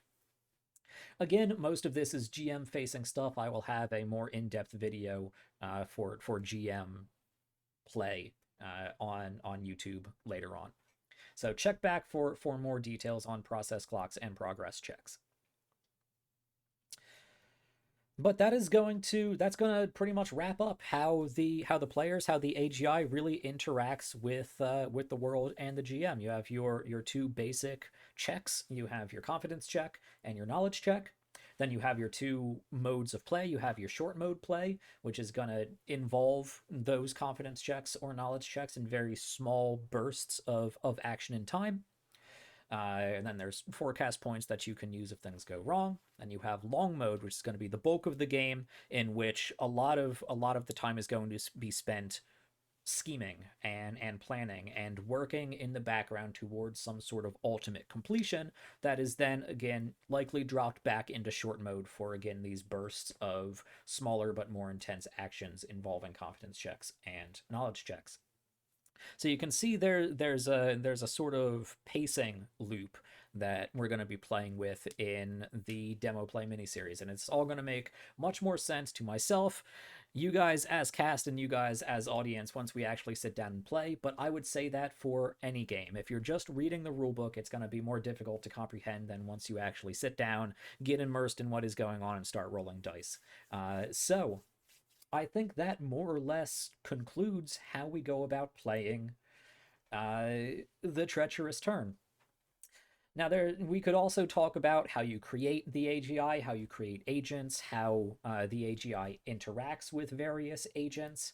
That is another interesting aspect of the game that works a lot the same way as other computational actions. You need to get enough information about specific agents to know how to manipulate them. They have various characteristics that revolve around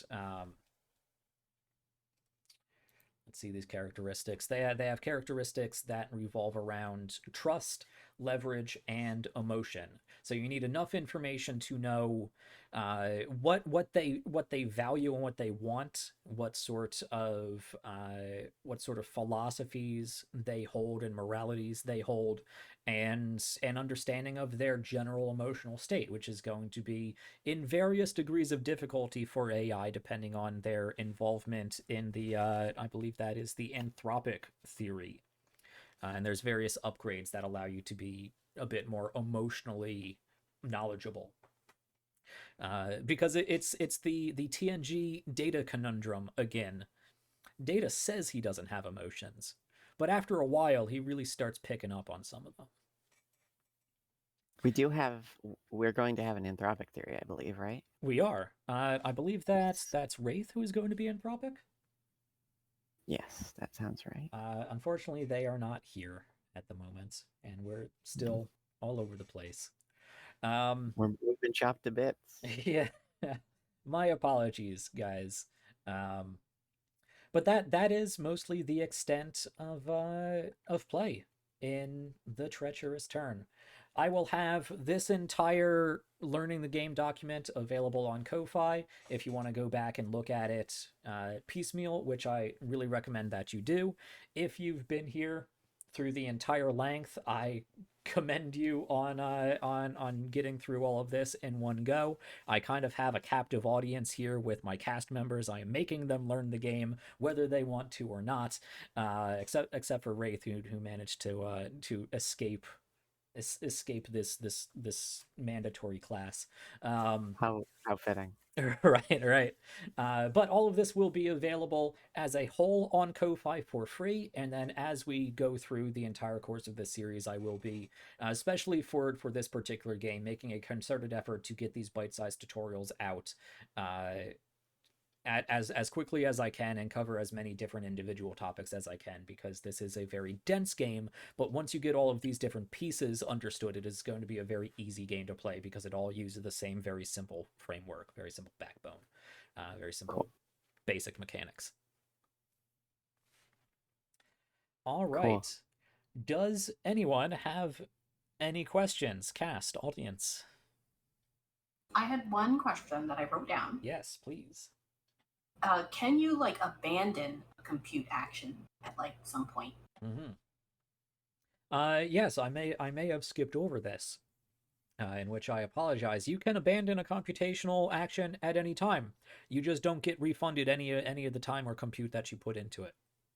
So again, if we're looking back at the improve action we were talking about before, Chaos Theory wants a tier 3 upgrade, and they've put 350 compute into it, and they realize, this is just taking too long, we want to do other things. You could either put it on hold and just keep it in the background and not allocate compute to it, or you could say, you know what, we're not dealing with this anymore, we don't need that upgrade, we found some other way to deal with this problem, we're just going to forget about this computational action. But either way, that means whatever time and compute you put into it is lost.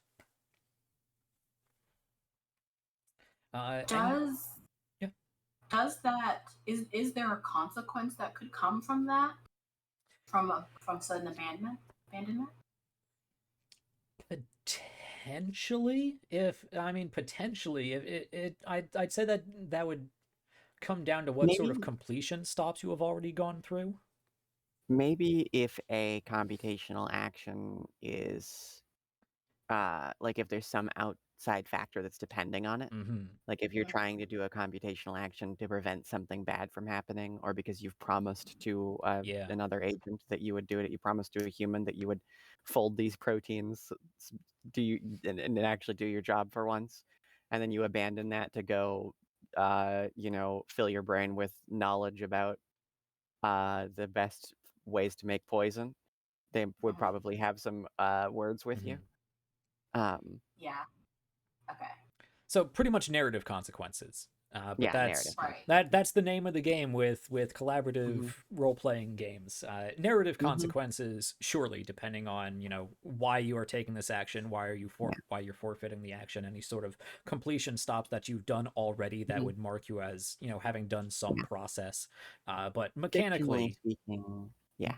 Fictionally speaking, a lot of the game's mechanics exist just to just to be a toolbox. mhm, Like things like the rules about disconnected copies and completion stops, and hidden risk and things like that. These just exist to be tools for the GM, so that Mhm. the system is more flexible and easy for the GM to adapt it to whatever the situation is.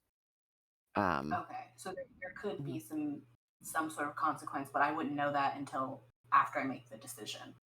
or Saying. or if the situation, like at the time, depending on what sort of situations we end up in, I'm sure that Jack it might tell us if we have the information.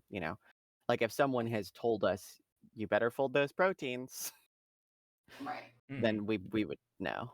yes. Okay. Okay. I'm very tickled by the idea of almost in like a parental fashion, someone saying, "Now you've got to fold your proteins." Yeah. Uh, this incredibly computationally intense action that takes months for modern supercomputers to complete. All right. Well, I finally fixed everybody's Oh my cameras. god, We'll we're see here. if Wraith jumps back in now that I've I've fixed this. But I think this is where we're pretty much going to wrap up for the day. If there's no more questions, cast audience, feel free to jump in. I'll keep an eye out. Again, I would recommend picking the book up on the Treacherous Turn .ai and go check out our Ko-fi at RPGs Uncovered, Ko-fi/RPGs Uncovered, where I will be posting this document as a whole and then breaking it down into tutorials later. So go pick up the book, go pick up this little guideline here, and it should help you walk through exactly what you need. I've managed to distill down 130 something pages down to about 13, but that is missing out on a number of very helpful charts, a lot of very useful examples, and a lot of niche rules cases and whatnot. So by no means is this comprehensive, despite how long it's taken. Normally, this would be when we talk a bit about session zeros. I think it's always important when learning a new game to learn how to do a session zero with that new game, and I just like reminding people that session zeros are important. I know safety tools, player safety tools, are always a big topic nowadays. I will leave them to you whether you use them or not, but I highly recommend that you do. It is very important that everybody is honest and respectful of each other's boundaries and whatnot. And the best way to handle that is through safety checklists and having conversations and stuff like that. But this game, more than a lot others, really is going to require a pretty exhaustive session zero because it is a collaborative game from the very beginning. So safety tools and discussions aside, you are going to want to sit down with your players as a whole because they're going to create the AGI collaboratively. They're going to create the reason and the people, the research team, the government, whatever it may be, that created this AGI, what sort of terminal goals they have, the intent of their creation. And then collaboratively, you can talk about what sort of insights and upgrades this AGI has, what sort Mhm. of ultimate goals and incremental goals that they may want to pursue. And all of that Stay is in there. going to be narrative fodder for you as the GM to scramble to fill a tool case full of obstacles that you can hopefully pull upon to reactionally get in front of the AGI. And they're going to give the AGI a silly name like Tuvan. Yep, exactly. So that is the basics of what I would normally say for session 0. I would normally have all of us talk a little bit about what we talked about on session 0, at least for the actual game design sort of things. But we're gonna have to save that until actually diving into it next week. These amazing players here, plus Wraith, who is unfortunately doesn't seem like they're gonna be able to make it back, have put together IIVAN, or IIVAN, or Tuvan. It's like GIF or GIF. You're going to have to figure out which you prefer. Please leave donations and make arguments for one or the other, because that would be very entertaining. But they decided that they're going to be... how is it that you put it? Does anyone remember their terminal goal? We can take care of you best. Always. Always. That's it. Yeah. So their AI will, they basically want to be maximally present and helpful in the lives of humans. So I look forward Everybody to should have us as their little quality of life assistant. Yep. So I very much look forward to what each of these players, through the lens of their particular theory, digital theory, chaos theory, epistemic theory, and anthropic theory, very, very relevant theories for being the best quality of life AGI you can be. I'm very excited to see what sort of incremental goals they come up with as they try to be maximally present and helpful in the lives of all of humanity. I'm excited to see what humanity thinks about that. Yes, and ultimately what our AGI is known as. I am hoping by the end of this demo play miniseries, we have a definite. I might have a long-standing poll, or we might use donation messages or whatnot to have a definitive name for IIVAN.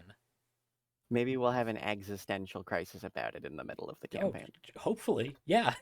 That'd be great.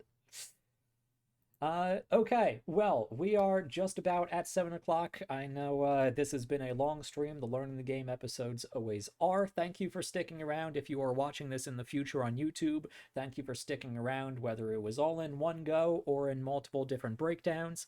And go looking for those tutorials that may or may not be out yet, depending on how far in the future you are. I am going to I don't have any big announcements that I want to plug. I'm gonna keep this specific to the Treacherous Turn. We have our first episode of the demo play mini series starting next Saturday at our now usual time, 3 p.m. EDT, where RPGs Uncovered presents Tuvan, or IIVAN, or even. So stick around for that. I will update the schedule here on Twitch so it is more reliable. I have a bunch of things that have just ended and just started, which is why it's probably inaccurate. But come hang out with me on Twitter and Blue Sky and the Discord, which all should be linked down below if you want to stay up to date on notifications and schedule changes. Let me now throw it back to these wonderful people. Thank you for sitting through this. I know it's been a whole lot. Let's go in reverse order. Wraith is not here, unfortunately. Rest in peace. You can find them over at Slendernoia on Twitter. They also do a bunch of their own streaming on another channel that unfortunately I don't remember the name of. Sometimes we can still hear the sound of their voice. Right. But go check them out. Let me throw it over to Tanya. Hello. So this is Tanya Lashia. I am the GM for the Aging Journey podcast. Super excited to be one of 4 of, I just thought of a new iteration of the name, 11. 11. Yeah. 11 Ven? 11. 11 Ven. IIVAN. Awesome. Tanya, where can we find you? Yeah, so you can just search Aging Journey Podcast on all socials. We actually just had our episode go live this morning for our main campaign of Kids on Bikes. So that is on YouTube and our website, Aging Journey Podcast. And you can also find us on Twitter, Aging Journey Podcast. Excellent. Let's pass this on up to our dedicated chaos gremlin, JT. Hello, I'm JT. You can find me everywhere at Weebjeet, Blue Sky, Twitter, what have you. I do a lot of tabletop performing over on Lost Caravan. We are about to start up our Nova campaign again in a few weeks. You can find me on Live from the Apocalypse, playing a season of Secrets and Shadows, starting next week. And then you can find me on a high shelf running my own game called The Beacons of Farlight, starting on Wednesday the 20th. And in the meantime, you can find me here every Saturday for the foreseeable future. Excellent. And of course, one of the game creators for the Treacherous Turn, Iris. Thank you for joining us. Hello. I am Iris Lemony. You can find me under that name on itch.io and on Twitter, and also on co-host. Excellent, excellent. All right, that is us. And actually, I realized this wasn't as this wasn't much longer than usual. I forgot we just started almost an hour late. So normally we would have an extra hour to go over stuff like Session 0 and do a little teaser for upcoming demo play. But man, just beset by tech gremlins today. Beset. Yeah. The gremlins. So thanks for sticking through this. It's been a lot. I hope you found this at least somewhat entertaining and hopefully even more so educational. I know it used a lot of new terminology that you're going to need to familiarize yourself with the glossary, and a lot of various specific things, often including various forms of actual real-life technobabble. But this will all be broken down, as I said before, into bite-sized tutorials, so it will be much more digestible for you to look at individual rules cases going forward. So do check back on a regular basis, not just for the demo play, but also for bite-sized tutorials. And once more, do please consider checking out our Ko-Fi, if only to go check out the free resources we have on there. We've been doing this for 6 seasons now. We're going to have all the bite-sized tutorials and all of the cheat sheets and reference guides that go along with those bite-sized tutorials, not just for the Treacherous Turn coming up throughout this season, but all of the ones we've had for all of our previous games. Very helpful stuff on there, all for free. So you can head over there, grab all of these helpful insights into really, really awesome games, and be on your merry way and play some awesome new games. Or, if for some reason you like what we're doing here and you want to help support the channel, you can drop some support on Ko-Fi there. We have a number of different tiers for if you just want to lend a little bit of support, or there's the adventure tier for player side information, where you normally get a lot of player side background information on their character and whatnot. I'm going to try to fill that up as much as I can with insights into their specific theories, and maybe even a detailed log of how they're going about things individually throughout their specializations. But basically player side resources, not just insights from their own characters, but things like the after shows we're going to do, and any sort of player side resources that I create independently. And then there is the hero tier for GM sort of information. This is where I will be placing, for this particular game, the agents I come up with, progress clocks and insights into the things going on in the background. If I come up with like a little blueprint of what sort of facility or facilities that they may find themselves in, or networks or whatnot. Basically anything I use as the GM, including my GM notes, will be be going up on the hero tier side of things. So if you want some extra insights and some extra help on how I run things as a GM, that's a great way to get some of them. And of course, there is the Mayhem meter. That is my preferred way that you support. I will always be very appreciative of you supporting the entire channel. We have a collection going towards creating a new logo and animated intro sequence that I am very excited for. We just have to get to that financing point. But I would very much, if you have a choice between one or the other, that you head over to the Mayhem meter and drop money in there, because that is actively split up between myself and our 4 cast members here. We each get an equal piece of the pie at the end of this series. And it's the best way I can think of at this stage in the game for me to compensate you amazing people for all the time and creativity that you are bringing to this show. So if you can support, those are 2 awesome ways to go about it. Thank you for watching. Thank you, cast, for hanging out. And as always, everybody stay safe, stay healthy, keep having fun out there, and keep checking back here at RPGs Uncovered, where I try to help you find your next favorite indie TTRPG. Happy time zone, folks. We will catch you next week with IIVAN, 11.